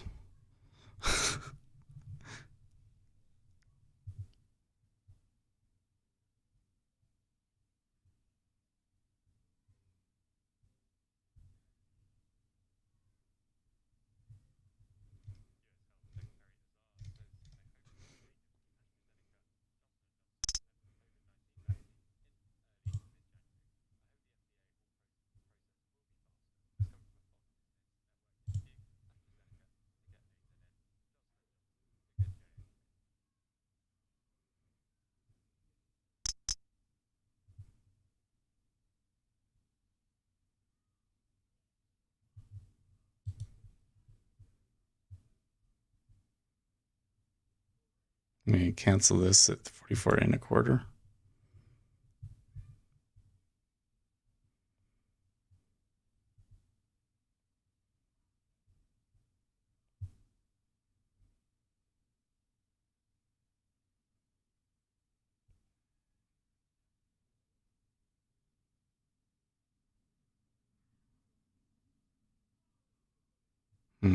The Treasury came back there a couple of ticks pretty hard.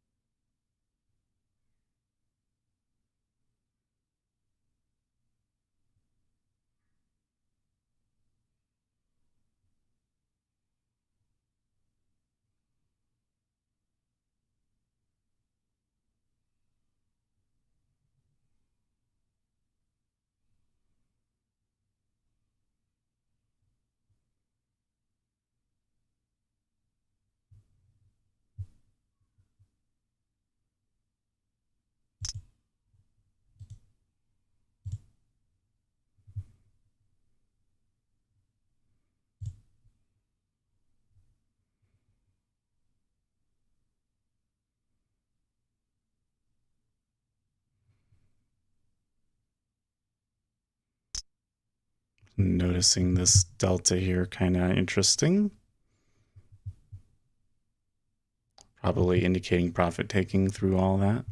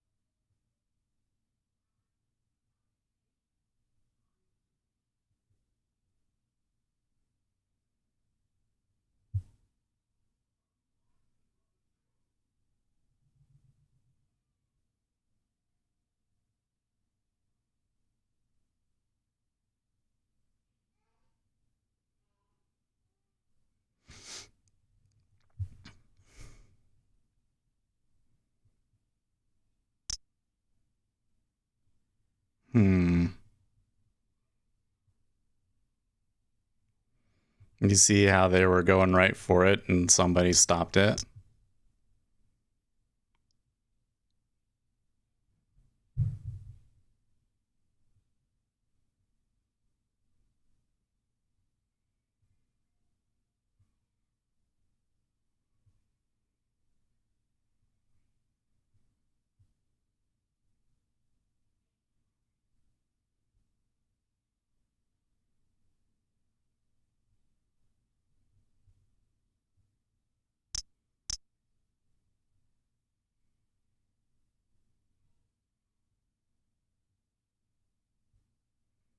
Well, that's a little bit more encouraging, yeah.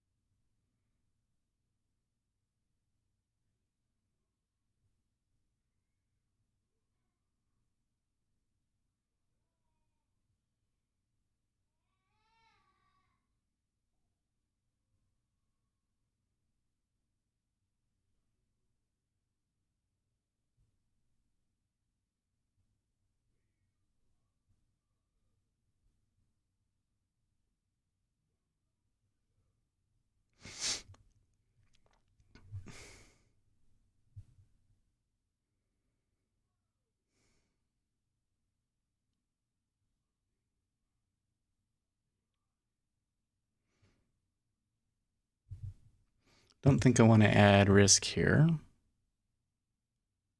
It's kind of chopping around pretty good here. I feel like I could probably try and pull some more out here. Like I like this kind of as a, like, if they come through here to add some.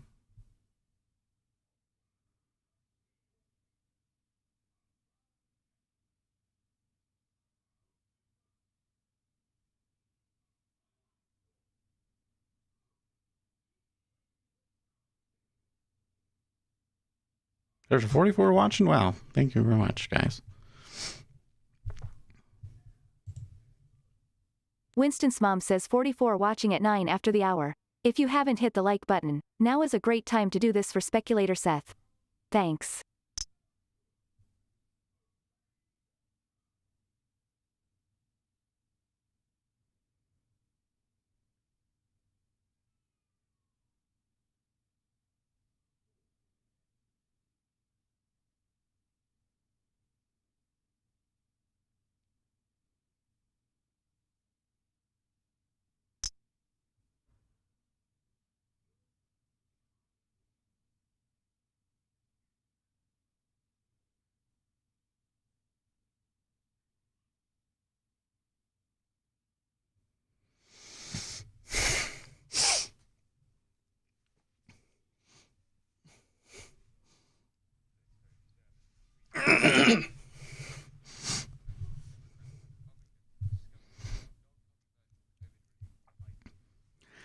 Jake Sherman, Dems and Republicans are discussing non-controversial COVID relief items such as PPP, education, and broadband per sources. You say the tick is negative? That's odd.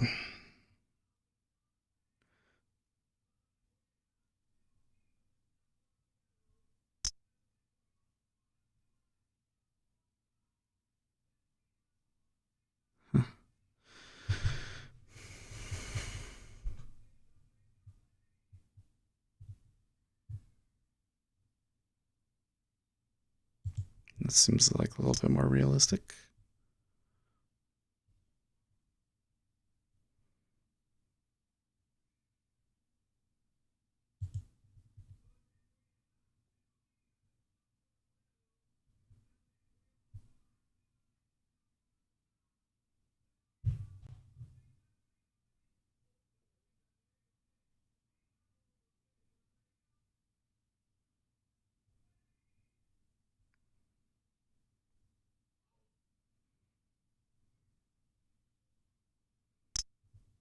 Okay.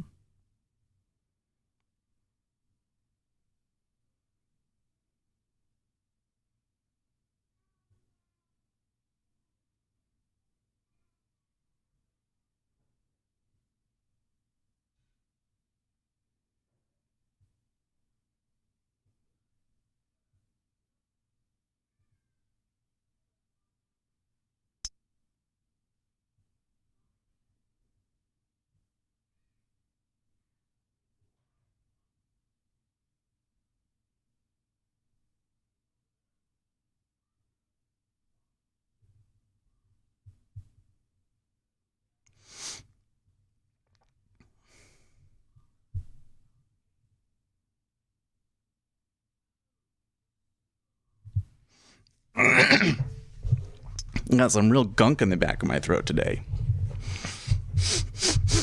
I'm sniffing everywhere and everything is probably great in your ears, huh?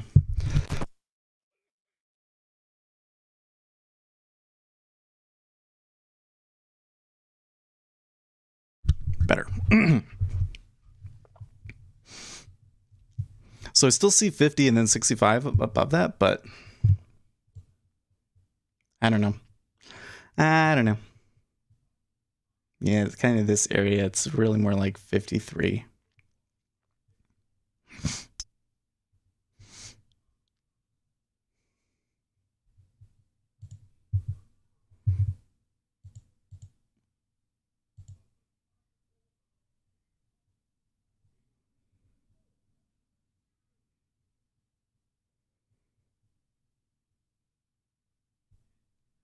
Yeah, that can't be right.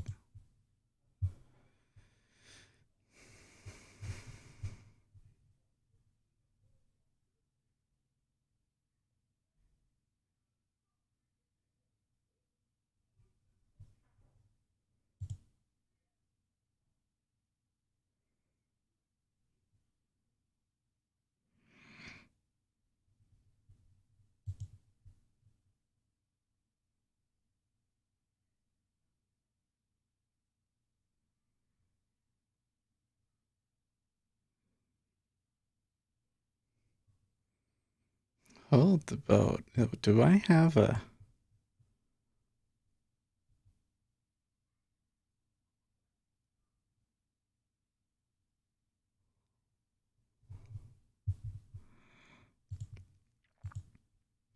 Oh, shit. Wait, how is that possible? Oh my gosh. On my other demo account. That explains that one. Okay. I guess I left a stop out there.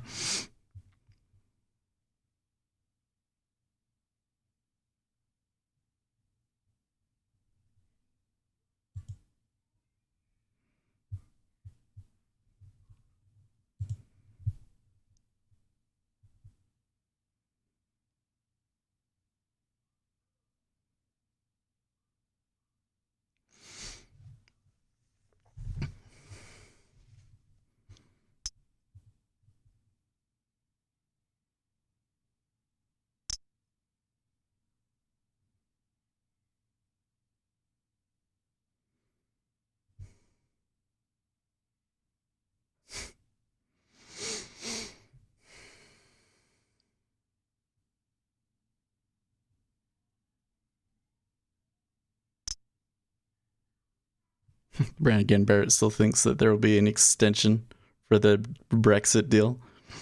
It seems like they're so close. I'm just surprised that they're not. They're being so tough about it.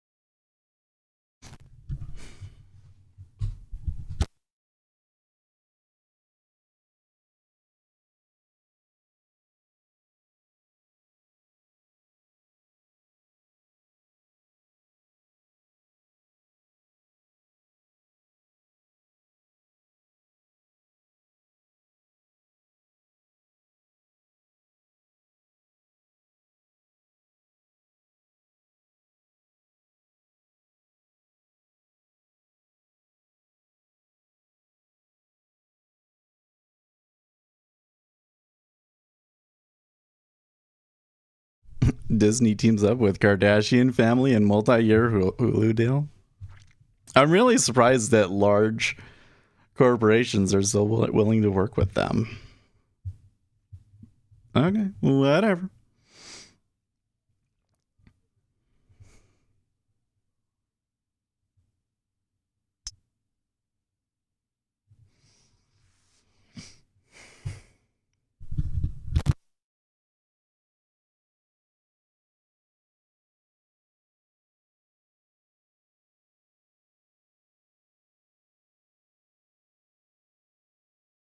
Disney has popped 10% today? Well, they had like released a ton of information last night, right? Was that last night? Increasing the service by $1 and adding a ton of content. I kind of felt like the content over there was a little lacking, but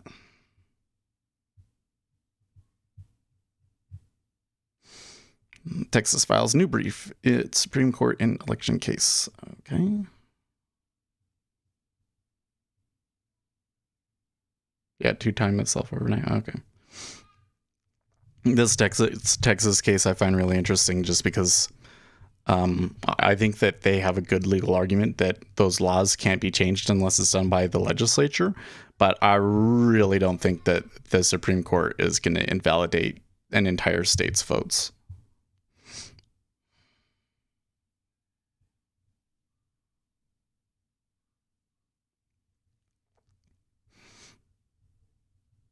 Yeah, they're floating up there. They're staying up there at the top.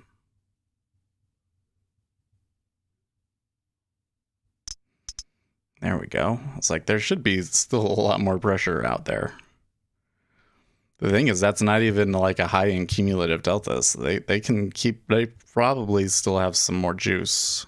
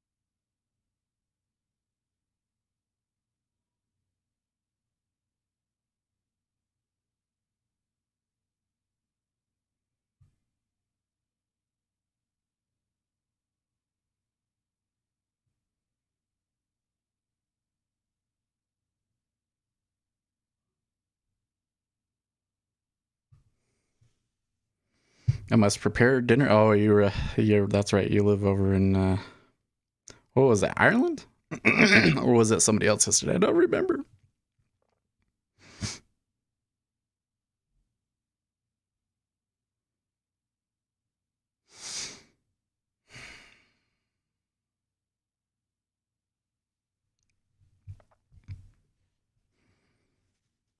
Am I getting sick or something? It's just this gunk in the back of my throat. Like my nose is dry, but it's like the back of my throat won't go away.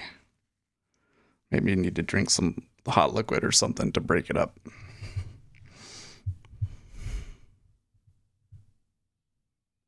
They need to stop grinding this. Well, I think you kind of got a problem where you got some pretty persistent shorts that are not going to want to give up on this. You know what I mean?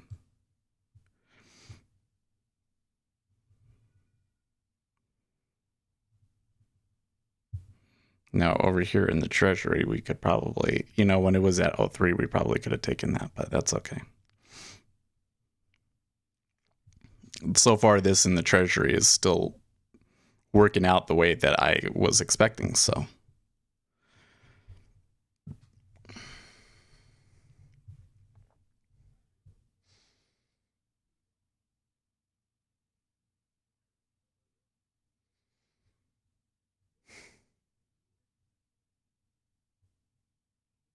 I tell you what, the people in the media really hate that Texas lawsuit, too.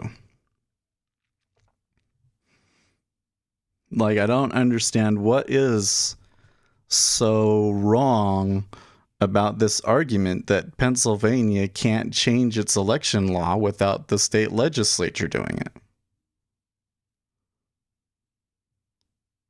Seems pretty clear to me from the text. But everybody, and even in conservative media, are like, this is crazy, insane, no.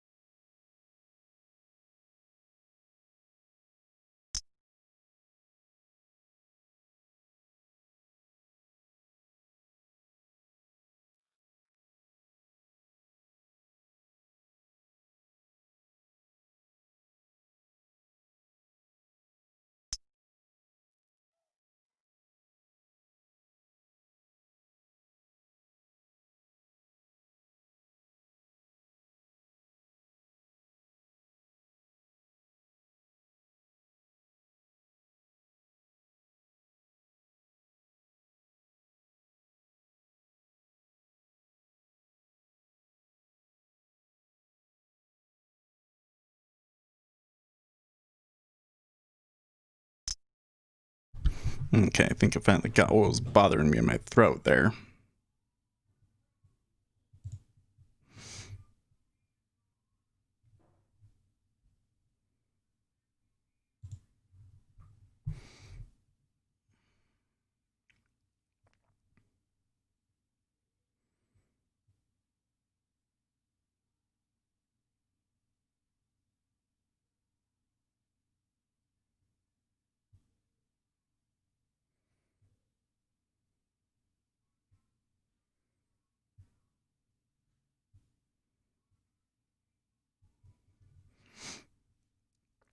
Well, I can see that it definitely went into mean reversion a little bit, but it looks like that they should be able to pick up some momentum again.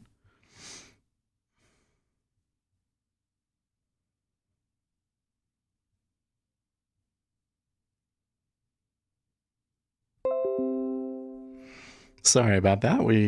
YouTube disconnected us for a bit. Rush Limbaugh, U.S. trending towards succession. I really think that the news media these days is like a little overly triggered, man. So they all think it's like all the worst stuff, and that's not happening. Nah, sorry. I don't think it's gonna happen.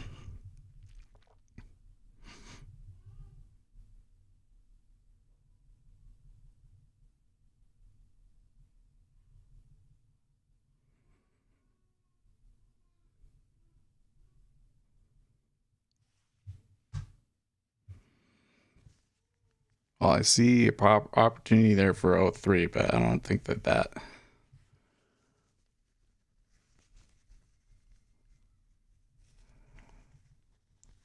Not sure if that one is very likely.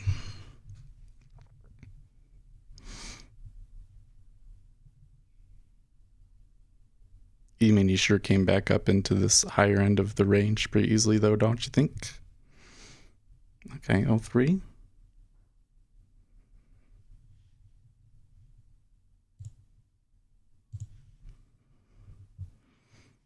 I'll kind of play it the safer way. AMC is a penny. I don't know if I want to be involved in movie theaters, man. So my wonder with the movie theaters, like, they're pushing all of these movies back to 2021, right? And there's kind of some question if the movie theaters will be even open after that. But then when they open back up again, do you really think that everybody's going to be like, oh yeah, that's really what I want to do? Especially since some of these people are like, oh, well, we're just going to start releasing all of our films direct to video now. You know, it's like, it'll be a tough road back for them. It's not like those businesses were like doing super, super well before the pandemic, you know? Yeah, HBO Max plus wanted digital release, exactly.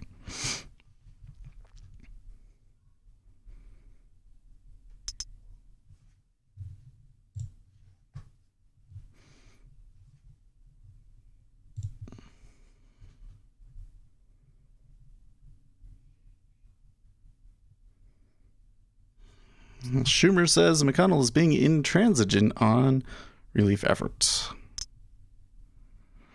Big birds.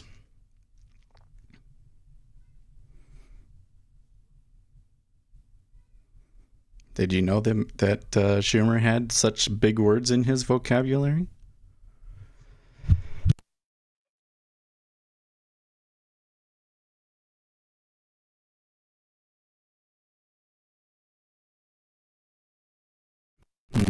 Okay. Oops.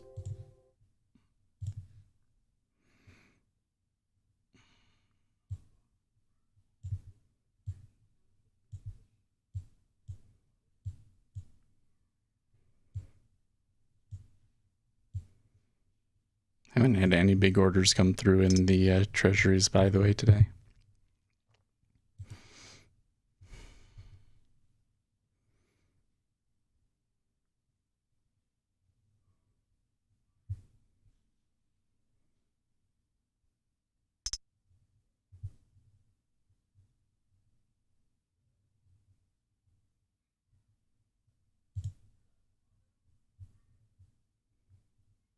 Too slow.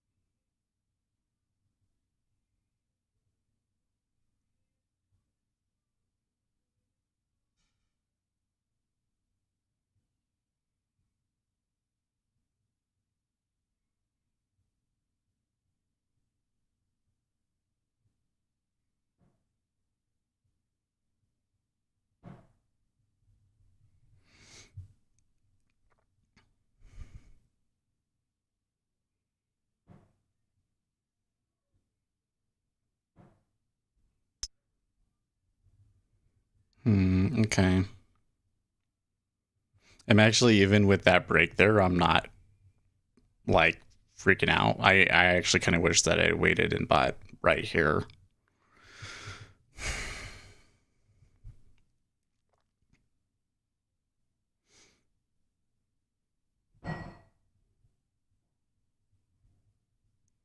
Yeah, because that was just a retrace of the average true range, so. Ooh. Okay, so the Treasury ticked down and they stacked a big order at 03.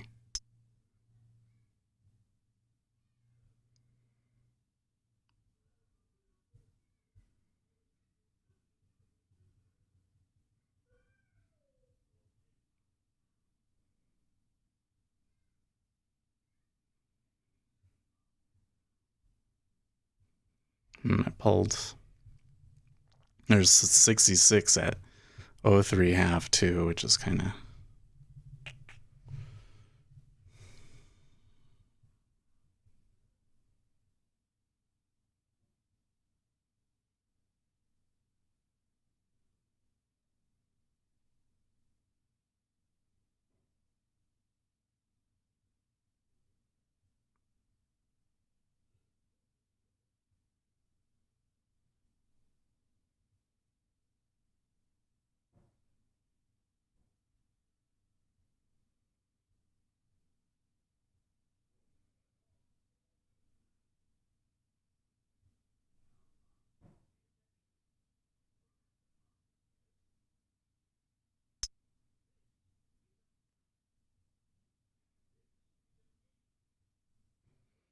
Okay, getting some good buy trend coming in here.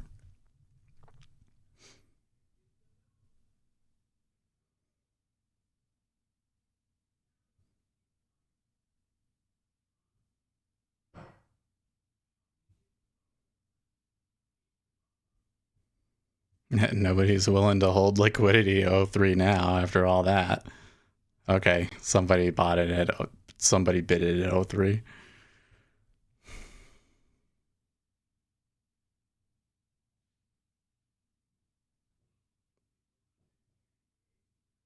I was looking at that. I was like, I totally understand after a order stacking around and playing with you like that.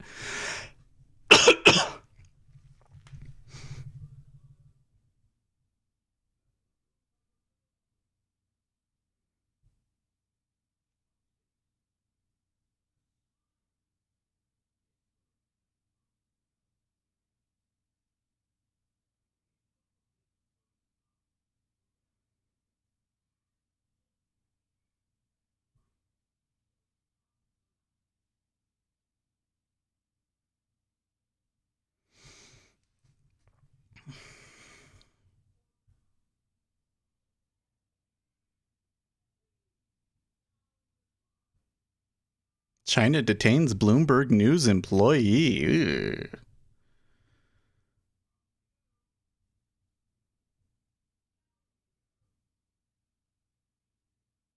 Well, detains is maybe not the end of the world, but. Okay, holding a stronger bid there now. As the E-mini kind of comes down there.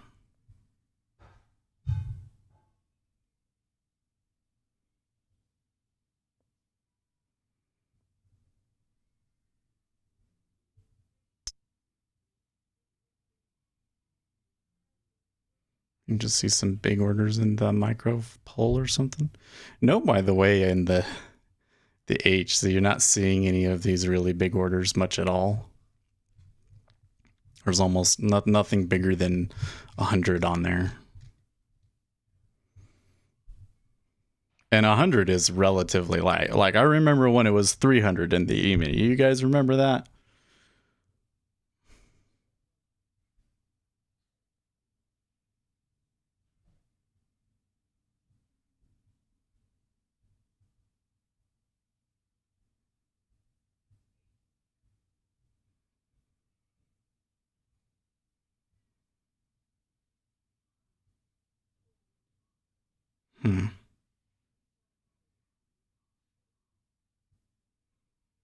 Okay, collapsing there a little bit.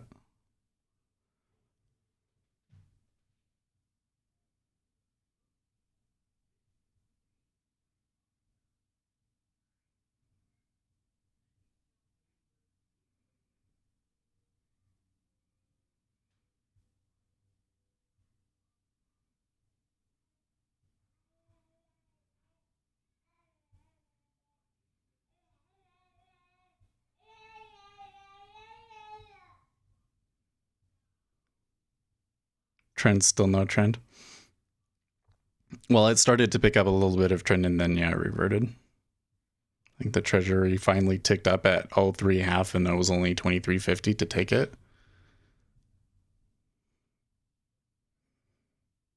Now they're going to try and squeeze them a little bit here.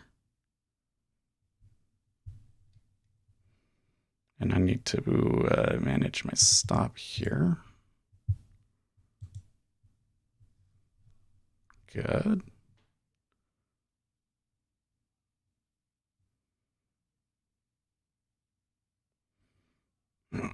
Well, I tell you what, when I've tried the kind of more of a market making approach on the 10-year Treasury, I feel like I've done pretty well with it. I keep it to like 4 contracts, and sometimes it doesn't work out, but when it does work out, I think it's pretty okay. I think that I would have to deal with the managing the losses a little bit better, but you know, I seem to have a pretty good inkling for what direction they're really going and where I can deal with it.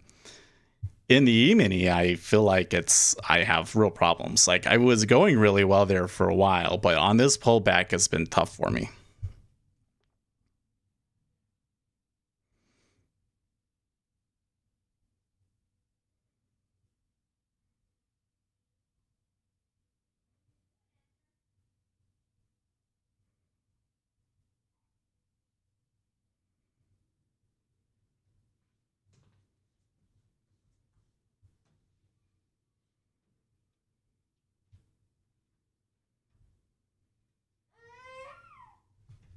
Hi. And now he's like, if I cry and bang on the door, he'll let me in. Who just randomly decides to put 1,600? Oh, I don't know, man. Like they've been playing. Actually, you know what? That might be. I don't see the other side of it, but usually when I see something like that, it's spread related. Let's take a look and see if we're seeing anything in the spreads. I am seeing there's been a little bit of flattening in the knob spread.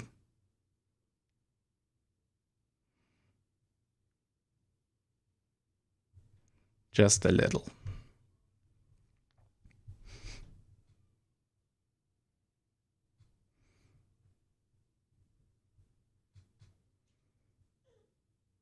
On the other hand, maybe somebody's really scared.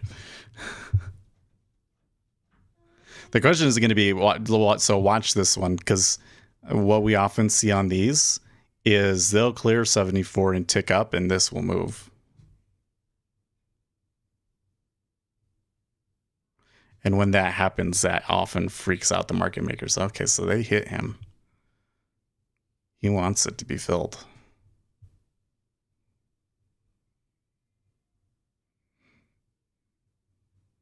Who would be hedging for a buy that big?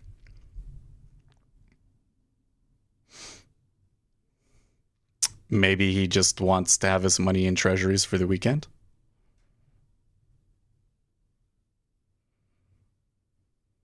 And they filled him 1,400.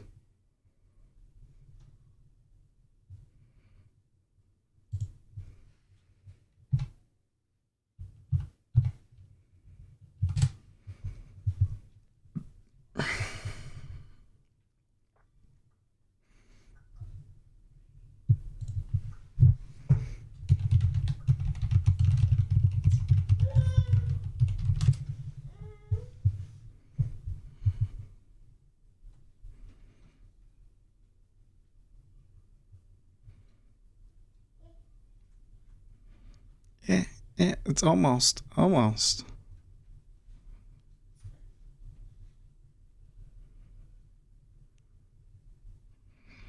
You ever seen that video with the turtle? And he's like, Yeah, that's what when I see that, that's what I think in my head. It's like, you're almost there, little, ZN, just a little bit more.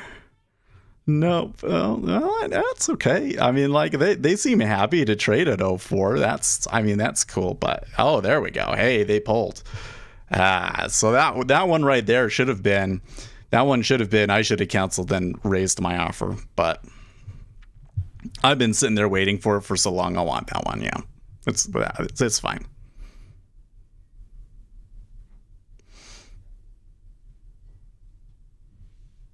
But luckily, and they ticked 2,000 there too.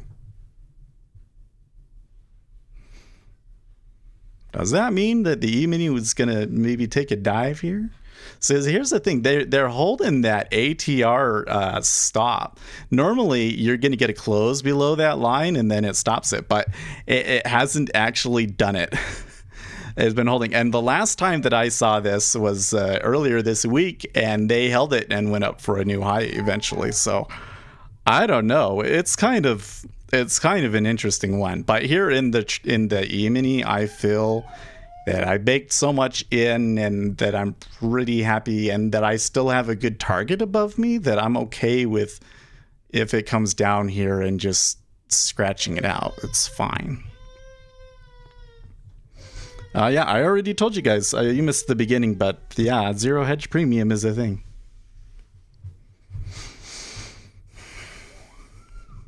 I'm not going to get into it right away, but in a week or two, I think we'll try it.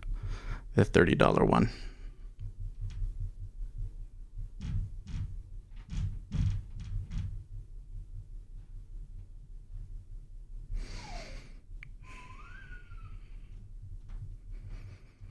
The Hill tweets stocks open with losses amid shutdown and coronavirus aid snags.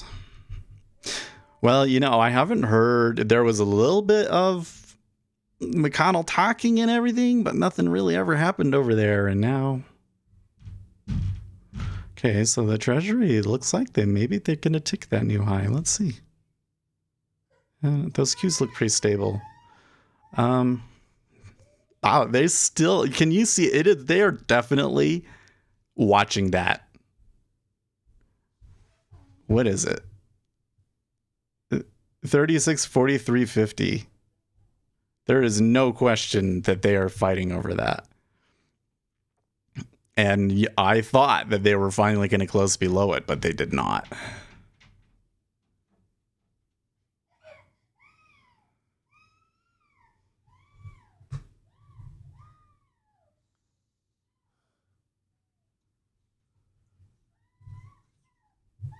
He really wants in.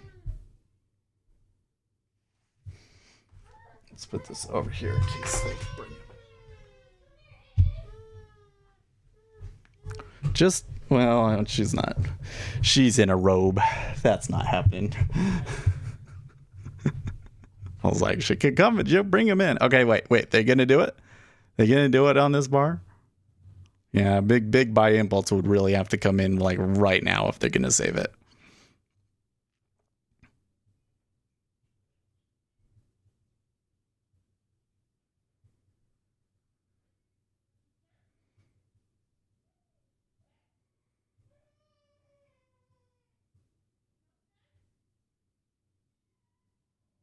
Okay, so it closed below. I didn't see new orders come in after the close of that bar, so that's interesting.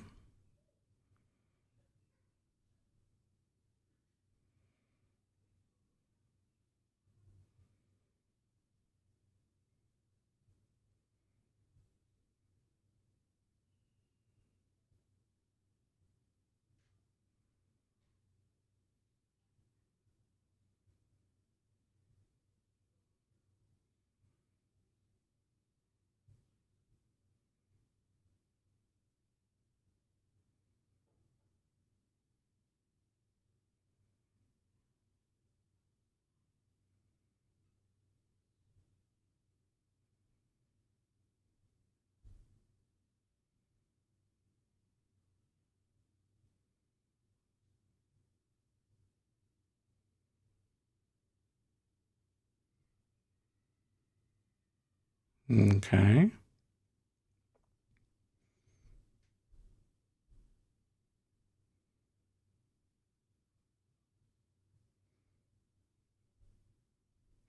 So they certainly pushed there. I think that they might stop me out, but that's like they're at the open, right? I'm not so sure that they want to turn outright bearish or yet or what.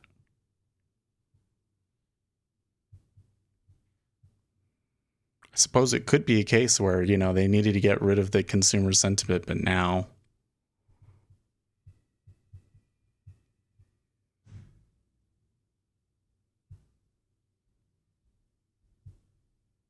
daily I'm ultra bearish, but I'm a perma bear.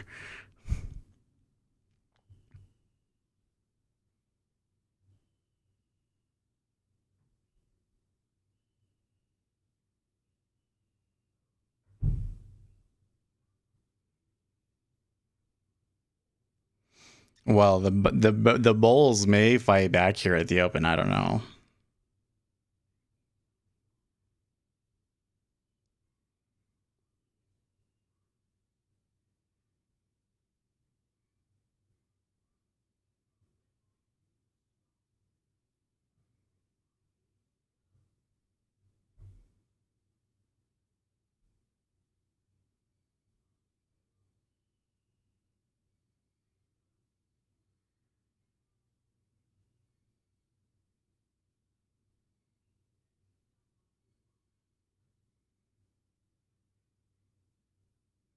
No, that don't look good.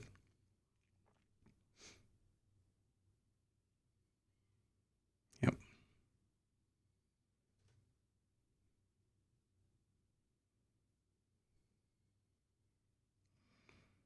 So when I see a sweep like that through my stop, I kind of start to wonder. I've seen a couple of fishy things at some of the locations that I've been taking them, so.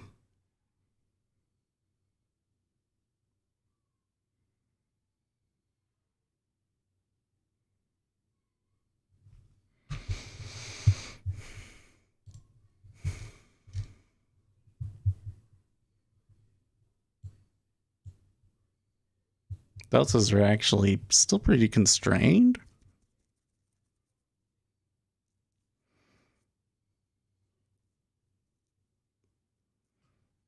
Okay, well, we'll try that. Try one.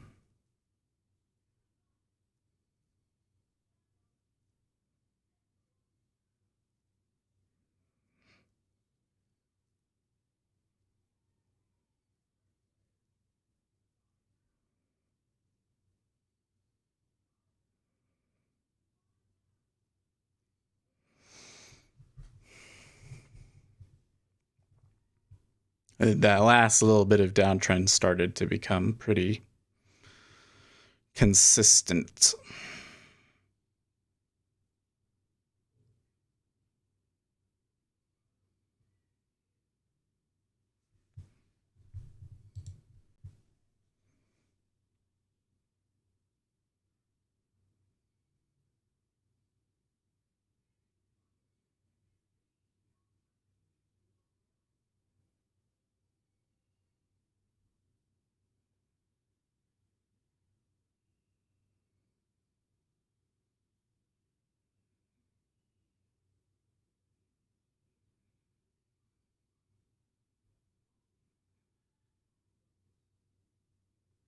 Oof.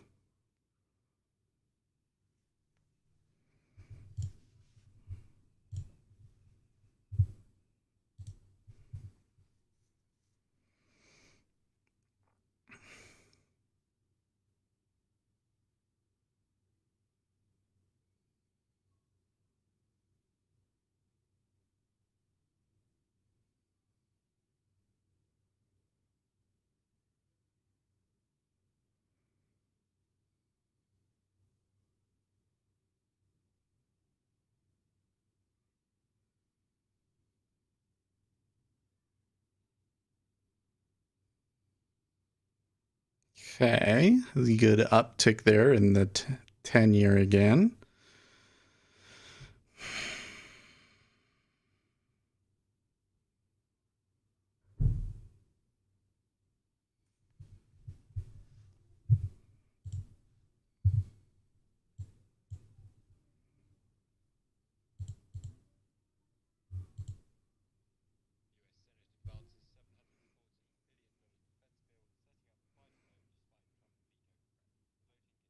Okay, so it looks like they're voting on the defense authorization national NDAA or whatever.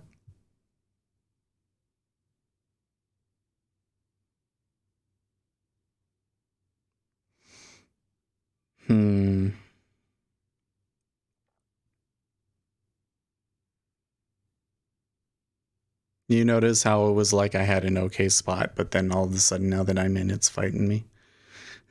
36.88 at 04 half. So you think that this, hold the boat. He's going to pull it? No, almost. They almost went for it. I was thinking they're going to do the level break here. That would be fun. Pull it at 05, fill through 05 half, 06. I mean, 4K at 04 half is enough to do it, right? It's Friday. I know. I mean, honestly, the thing that's so interesting right here to me is that it's Friday and I'm sitting here thinking, well, okay, I obviously I blew out a long time ago in the E-mini, right? I switched over to playing around with it. And I'm trying to take much smaller targets here to try and work out why I'm having issues reading the flow. But the Treasury one worked really, really well. But I should be thinking, well, it's Friday and there won't be a whole lot of opportunity. But it doesn't. It doesn't feel to me like it's acting that way in the E-mini. The E-mini in particular looks like it's battling out still. 3169 to 05 half and still a fairly stable Q on there means that it's not going to be a straight up level break take, but look, they are going to hold it. So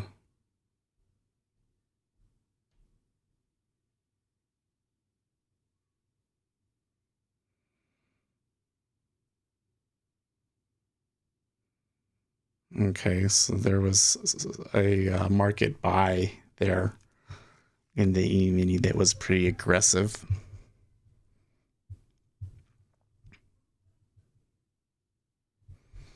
It looks like the market maker is just going to bury him though.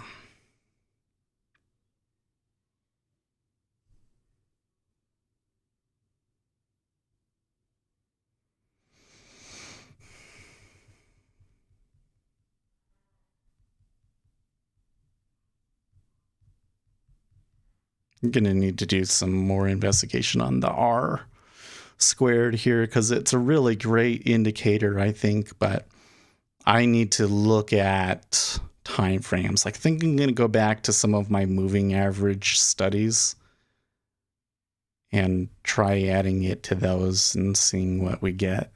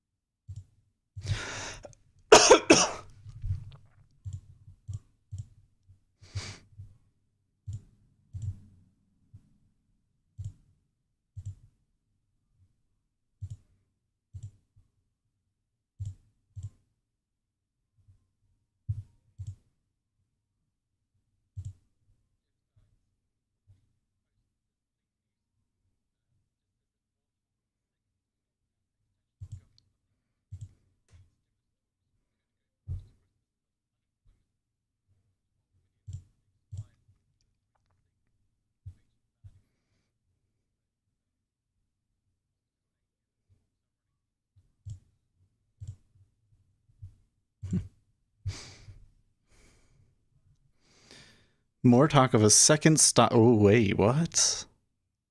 More talk of a second stopgap extension of the government funding next week means stimulus talks could go past Christmas, but unemployment for 12 million people expires on the 26th. The eviction ban expires December 31st. In other words, talks are running into cliffs.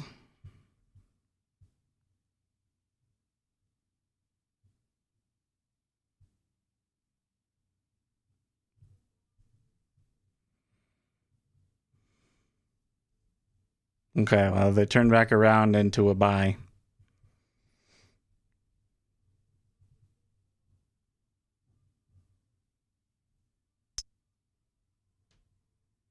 Look at that.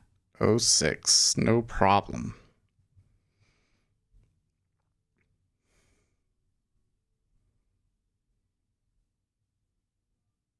Can you believe this? I might have to pull my order at 07.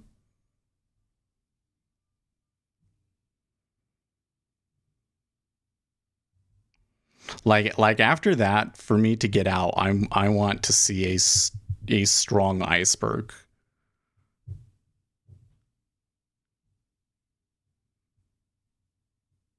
Well, there's a lot on me there, and they are all taking profits at 06 half, so I think I'm okay.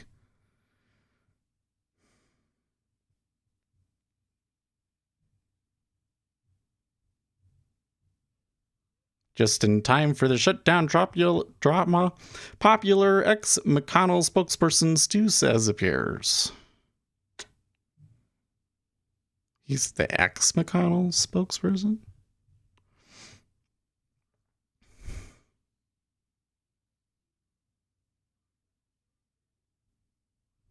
Down ticket 06, but they absorbed 5,000 contracts on it. Wow. Meaning they're setting up another level break. Potentially. Like that's reloading on a strong trend up.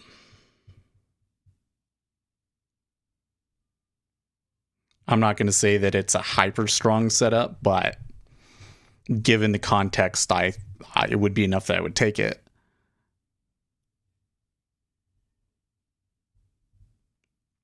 Now 9,000 contracts.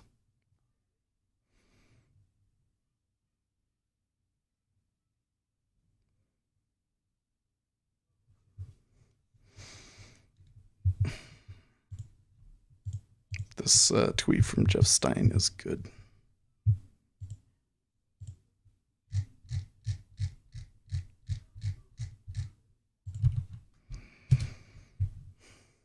Ooh, what did John Grady say here? I'm reminded of the economist Herb Syne, who once said, if something cannot go on forever, it will stop.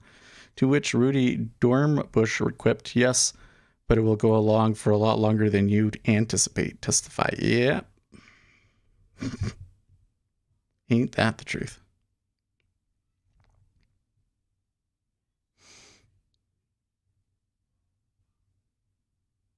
See, they waited just long enough to get me to go bearish, and now they're going to take it all the way back up to the highs. Watch.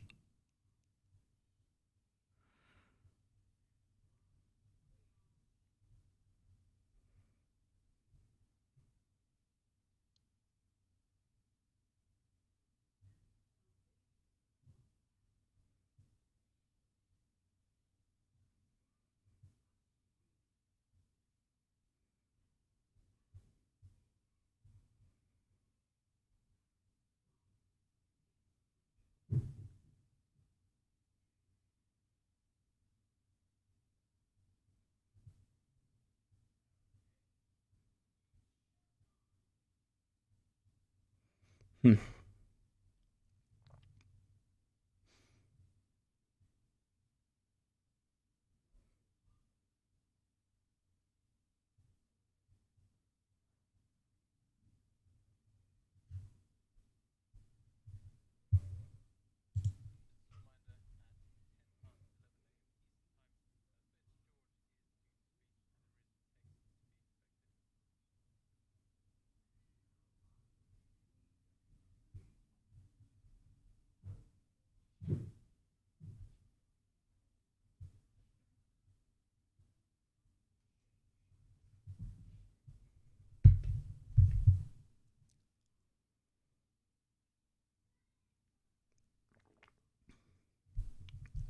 So there's trading a decent amount of volume at 06 half. That makes me think that even though I think I should leave my offer at 07, that there's a good chance that there will be blow off of volume through at 07 half and 08. If there's significant pulling at 07, well, okay, 1,000 has already gone into it and it's holding, so I think that we're doing the right thing here.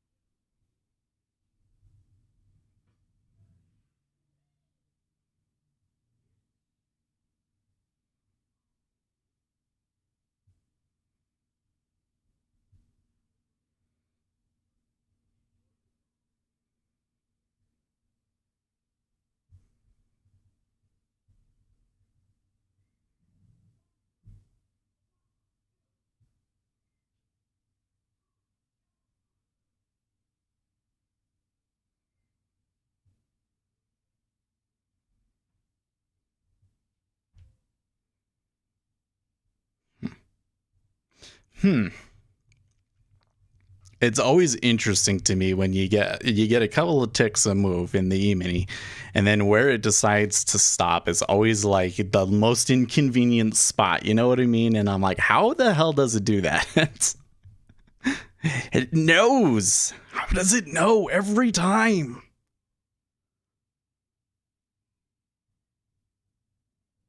It's algo based. Yeah, there's definitely something to it, but it seems to me like I should be able to sort that out, and even if I'm just doing random, that it shouldn't just always be in like the perfect spot. But I guess in this case it came 4 ticks short, huh? So maybe it's not really a big deal.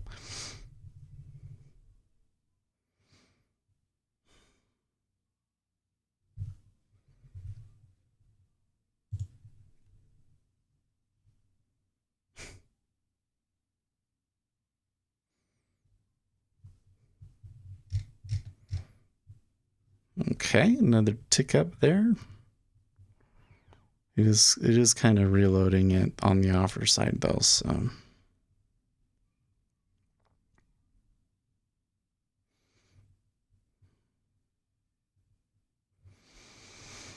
I do think that the treasuries could move up a little bit further, but you are going to start to see significant resistance come in here now.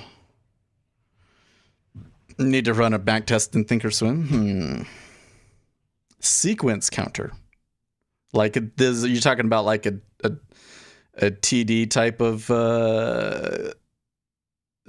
indicator. Yeah.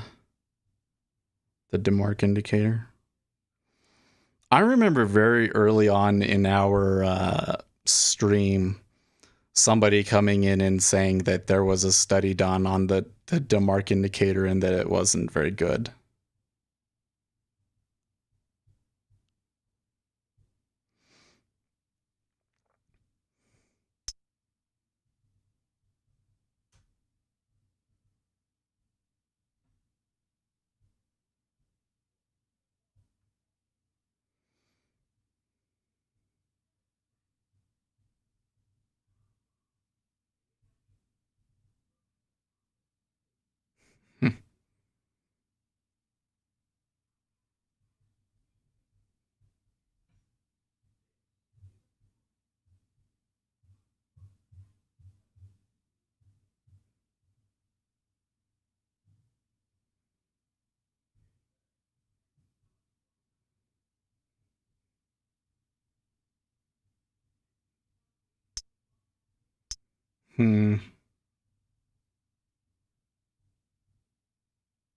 You know, like what I'm seeing here in the E-mini just looks like noise, but it really is it's making me go like, okay, I don't really have anything going for me in the E-mini right now. Like I need to, well, I'm not trading. Oh, I didn't even turn my robot on today. I really should have done that.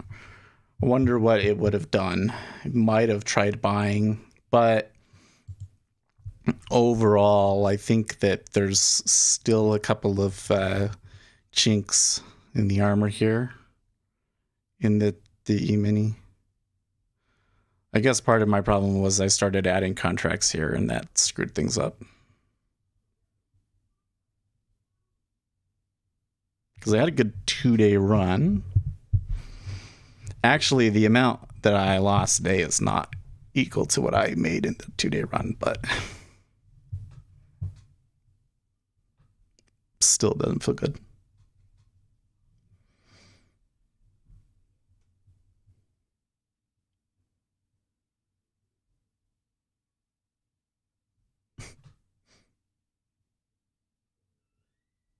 Okay, did it just take a profit there? Good job.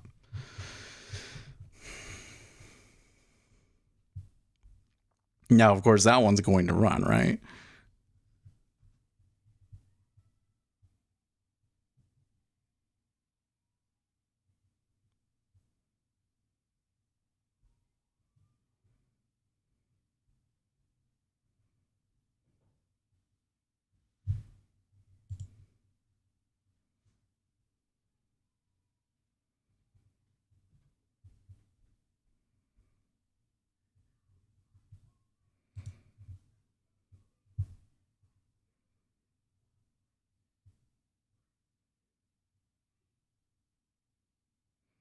That one's going to be close. Oh, okay. Well, I don't like getting filled like that.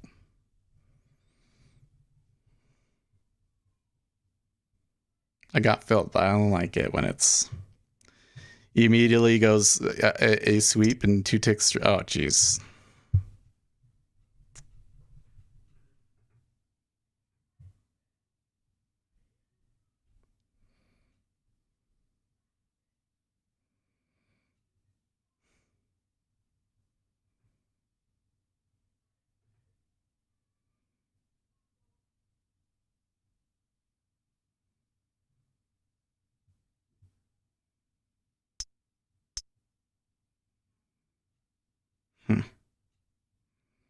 Kind of getting some waves of buying coming in here, but it's not really actually getting through.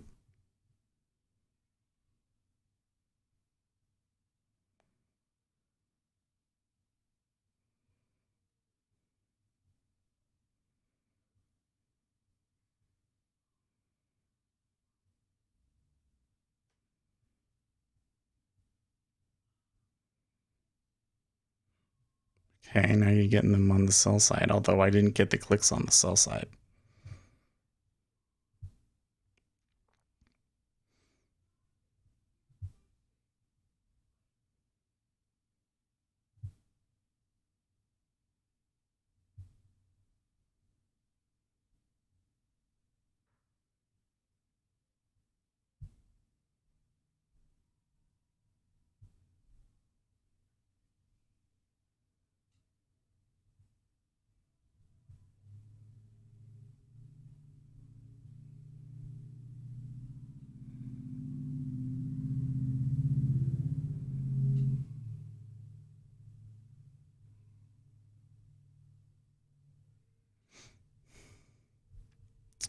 They're going to shoot back and forth here quite a bit, aren't they?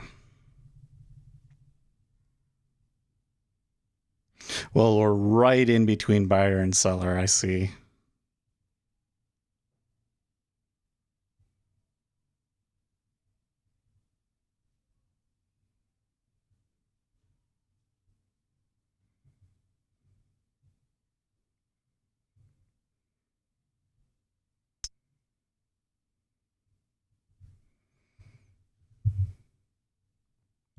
If it wasn't so late, I would try. Oh, my strategy isn't on there. Oh, yeah, that's because my workspace got broken.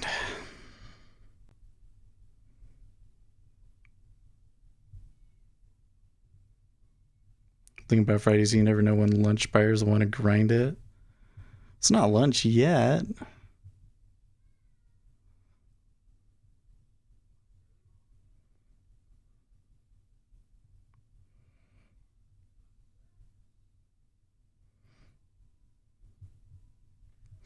We've still got 45 minutes.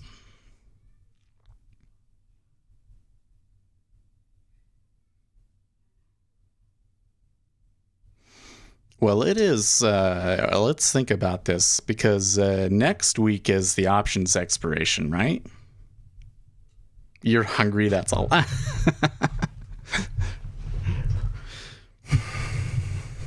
It's been a bit of a mentally exhausting day, I feel.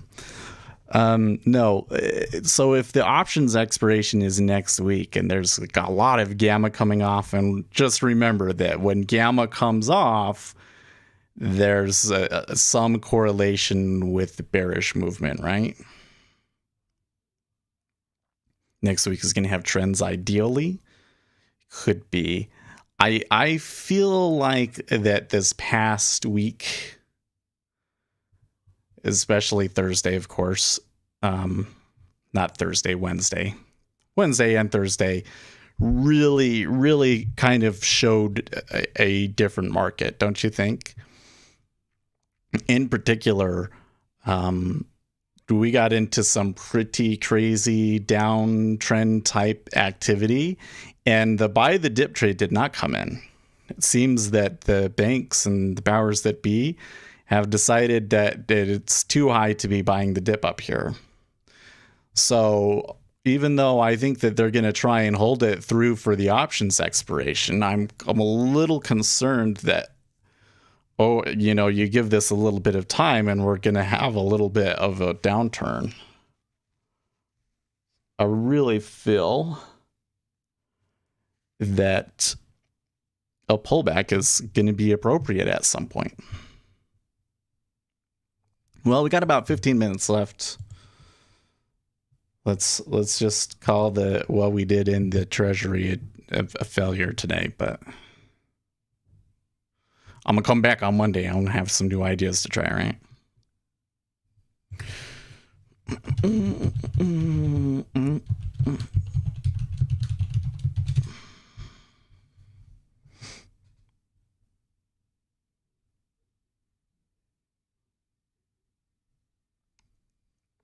And I don't like that the Treasuries came back as far as they did, but I think that's okay. Tesla's still kind of looking sad there. Rare earth resources still looks awful. Doesn't save any of my charts. Why does it do that? MP looking good today. We got a really good boost this morning.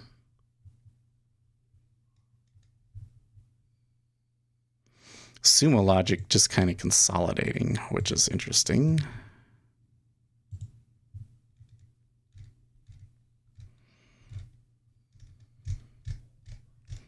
I want to add some more charts in here, but I don't know if now's not the...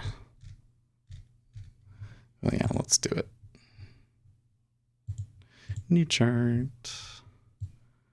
This one right here.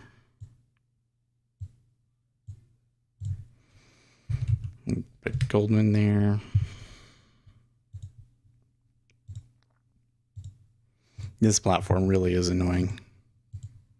Is there like a way to save?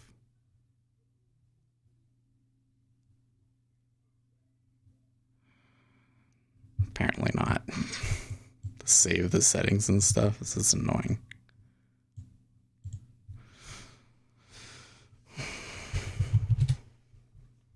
I want to watch this stock. They look pretty sad. And give them like a 1 month view.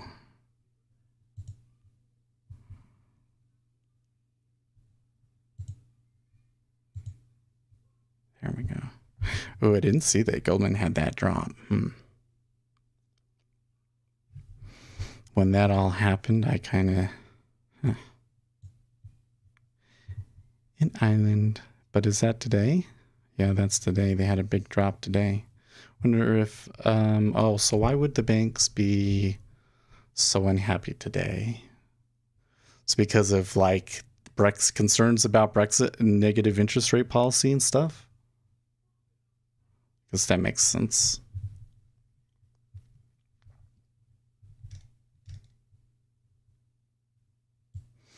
Apple doesn't look too bad though. Interesting though that Gary's is the by far and away the best. How good of a move is that? 6%. That's good. That's way good. So where does that put me? I'm like, okay, down 70. That's fine.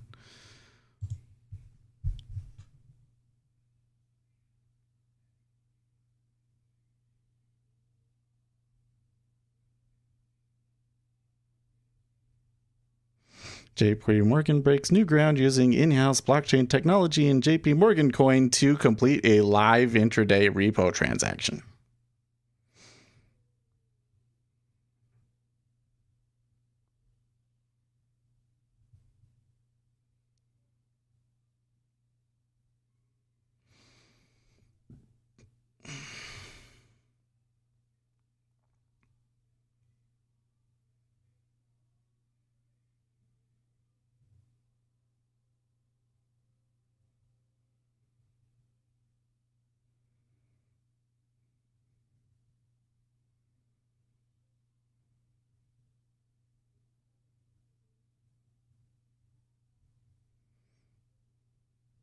No more lunch traders? Well, you know, about 30, 45 minutes ago, I was like, doesn't look like it's dying down to me, even though it's a Friday. But then after they turned, like after they faked me out and didn't actually turn like outright bearish, and the treasuries came off of their highs, now it's been dead. So I don't know. And I'm not quite sure how things went so wrong for me, because it wasn't just like I took a couple of losers and stuff and didn't well, actually, you know, yeah, the favorable versus adverse excursion for me wasn't great. I could have worked some better things out. But there was, especially at the beginning, there's a couple of these that just never went my way at all. 0 or 1 tick favorable. And that's kind of unacceptable. Like, until I can figure that out, the entry, even if I'm doing aces setup, it's like sometimes the adverse excursion is just too much. I really need to, until I can figure out a way to deal with that. A setup to help me avoid that. I'm not so sure that I can trade that. So I'm also thinking that I should do some more investigation into where I should set my spread.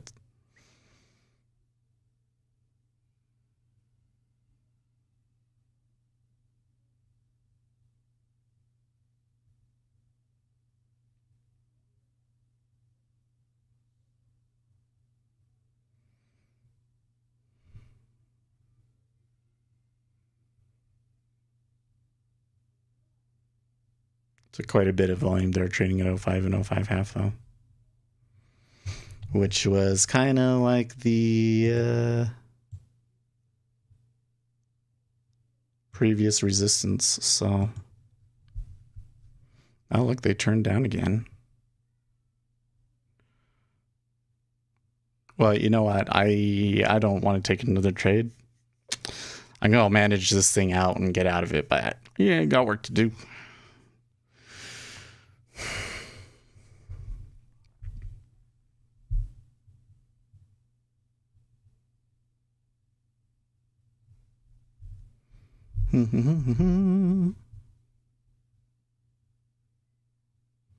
See, now that they're below, like this could if they break this 36.38 and a quarter.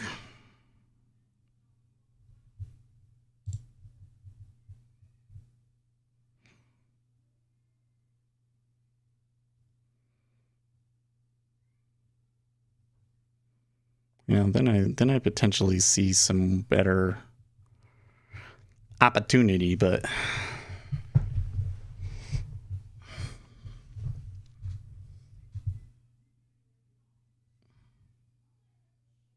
another stop run when I don't look. I don't know if that one was a stop run, to be honest with you.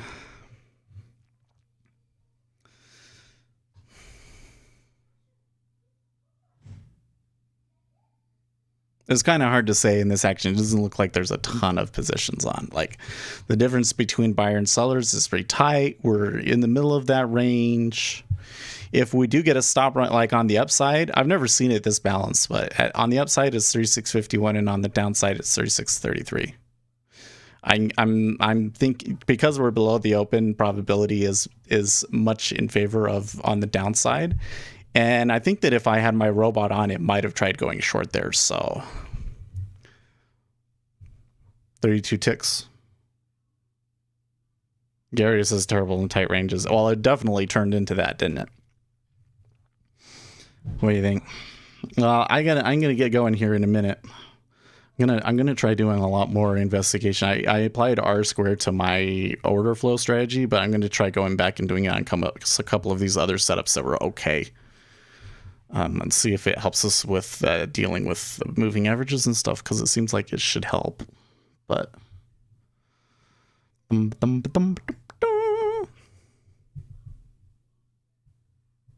also applying it to cumulative delta, that should be interesting. Yeah, no, I gotta get going. I'm feeling the need. So consumer sentiment outperforms? No.